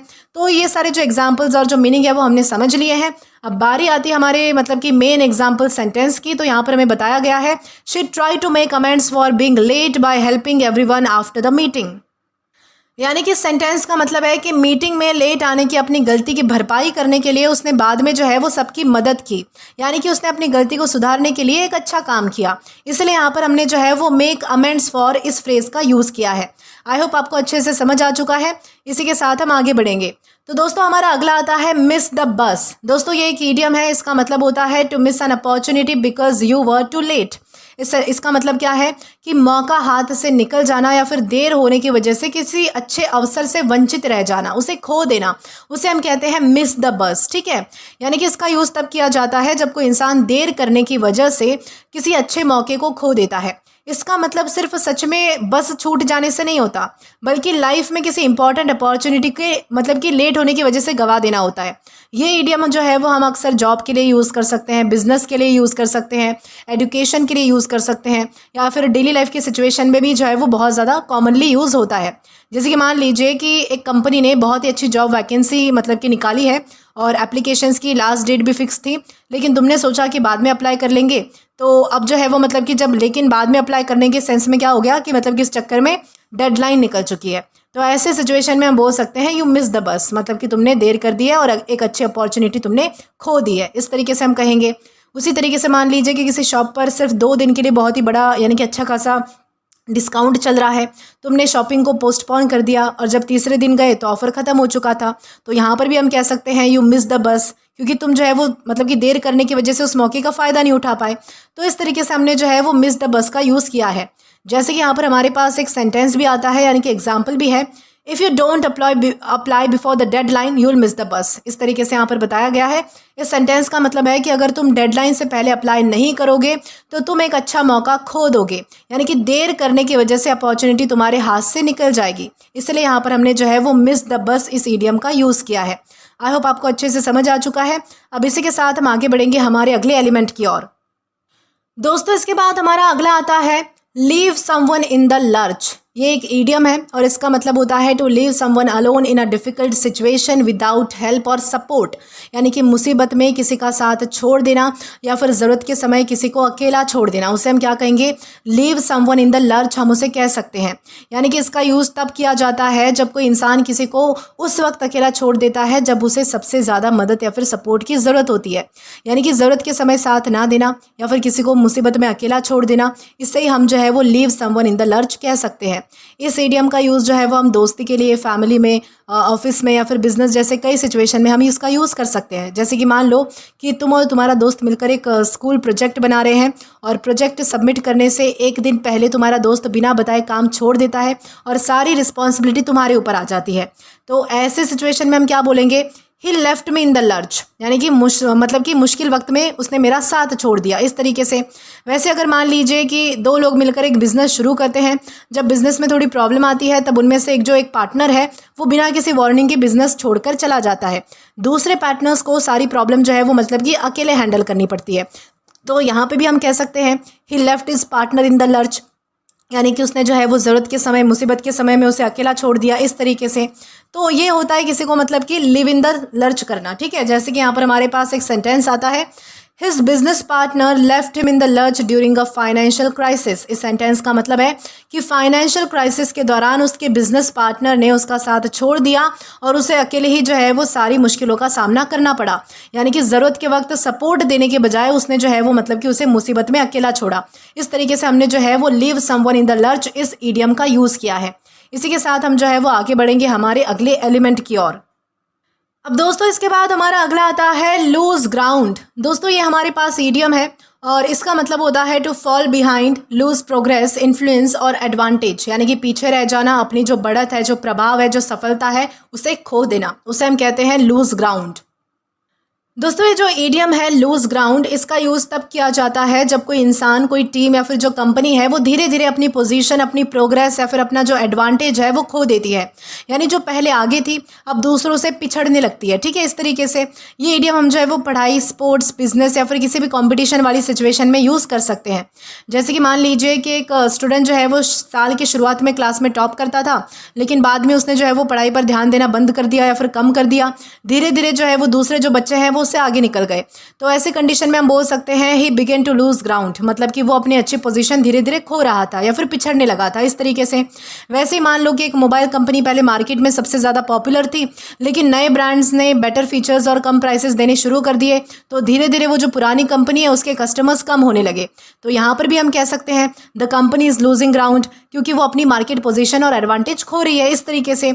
यानी कि आपको ध्यान रखना है कि लूज ग्राउंड का मतलब होता है पीछे रह जाना, अपनी जो प्रोग्रेस है, अपना जो इम्पैक्ट है या फिर जो सफलता है उसको खो देना, उसे हम कहते हैं लूज ग्राउंड। जैसे कि यहाँ पर हमारे पास एक एग्जाम्पल भी आता है, our team started to lose ground in the second half of the match. इस सेंटेंस का मतलब है कि मैच के दूसरे हाफ में हमारी टीम धीरे धीरे पिछड़ने लगी और अपनी पहले वाली जो बढ़त थी यानी कि जो प्रोग्रेस थी उसको खो दिया, यानी कि दूसरी टीम हमसे आगे निकलने लगी। इस तरीके से इसका यहाँ पर मतलब है। इसलिए यहाँ पर हमने जो है वो लूज ग्राउंड इस इडियम का यूज़ किया है। ठीक है, इस तरीके से आपको समझना है। इसी के साथ हम आगे बढ़ेंगे। अब दोस्तों इसके बाद हमारा अगला इडियम आता है कीप अ लेवल हेड। इसका क्या मतलब होता है? To stay calm and think clearly especially in a difficult situation, यानी कि शांत दिमाग रखना या फिर मुश्किल समय में भी समझदारी से काम लेना, उसे हम क्या कहते हैं? उसे हम कीप अ लेवल हेड कहते हैं। ठीक है, यानी कि इसका यूज़ तब किया जाता है जब कोई इंसान मुश्किल, स्ट्रेसफुल और इमरजेंसी वाली कंडीशन में भी घबराता नहीं है और शांत दिमाग से काम लेता है, डिसीजन लेता है, तो उसे कहा जाता है कीप अ लेवल हेड। यानी कि पैनिक करने के बजाय सोच समझकर एक्शन लेना, उसे हम कहते हैं कीप अ लेवल हेड करना। ठीक है, जैसे कि मान लीजिए कि एग्जाम के दौरान एक जो स्टूडेंट है उसको कुछ क्वेश्चंस नहीं आते, बाकी स्टूडेंट जो है वो घबरा जाते हैं, लेकिन वो पैनिक नहीं करता, पहले जो क्वेश्चंस आते हैं उन्हें सॉल्व करता है और बाद में बाकी क्वेश्चंस पर ध्यान देता है। तो ऐसी कंडीशन में हम क्या बोलेंगे? He kept a level head, यानी कि उसने मुश्किल वक्त में भी अपना दिमाग शांत रखा। इस तरीके से एक और एग्जाम्पल लेते हैं। मान लो ऑफिस में अचानक कंप्यूटर सिस्टम क्रैश हो जाता है और सब लोग जो है वो टेंशन में आ जाते हैं कि अब काम कैसे होगा, लेकिन टीम लीडर बिना घबराए प्रॉब्लम को एनालाइज करता है, टीम को इंस्ट्रक्शंस देता है और धीरे धीरे इशू को सॉल्व कर देता है। तो यहाँ पर भी हम कह सकते हैं she kept a level head, क्योंकि उसने जो है वो प्रेशर के बावजूद समझदारी से काम लिया, इसलिए हमने जो है वो इस इडियम का यूज़ किया है इस तरीके से। अब जैसे कि यहाँ पर जो है वो इस इडियम को समझने के लिए हमारे पास एक एग्जाम्पल है, यानी कि एक सेंटेंस है, you should keep a level head during an emergency. इस सेंटेंस का मतलब है कि इमरजेंसी के समय घबराने के बजाय शांत रहना और सोच समझकर डिसीजन लेना चाहिए, यानी कि मुश्किल सिचुएशन में अपना दिमाग ठंडा रखना ही सबसे ज़रूरी होता है। इसलिए यहाँ पर हमने कीप अ लेवल हेड इस इडियम का यूज़ किया है। आई होप आपको अच्छे से क्लियर हो चुका है। अब इसी के साथ हम आगे बढ़ेंगे हमारे अगले इडियम या फिर जो भी एलिमेंट आता है उसके और। अब दोस्तों इसके बाद हमारा अगला एलिमेंट आता है jump on the band wagon. दोस्तों ये एक इडियम है और इसका मतलब होता है टू जॉइन और support something because it has become popular और सक्सेसफुल, यानी कि दूसरों को देखकर किसी ट्रेंड या फिर काम में शामिल हो जाना या फिर लोकप्रिय चीज़ का हिस्सा बन जाना, उसे हम क्या कहते हैं? Jump on the band wagon कह सकते हैं।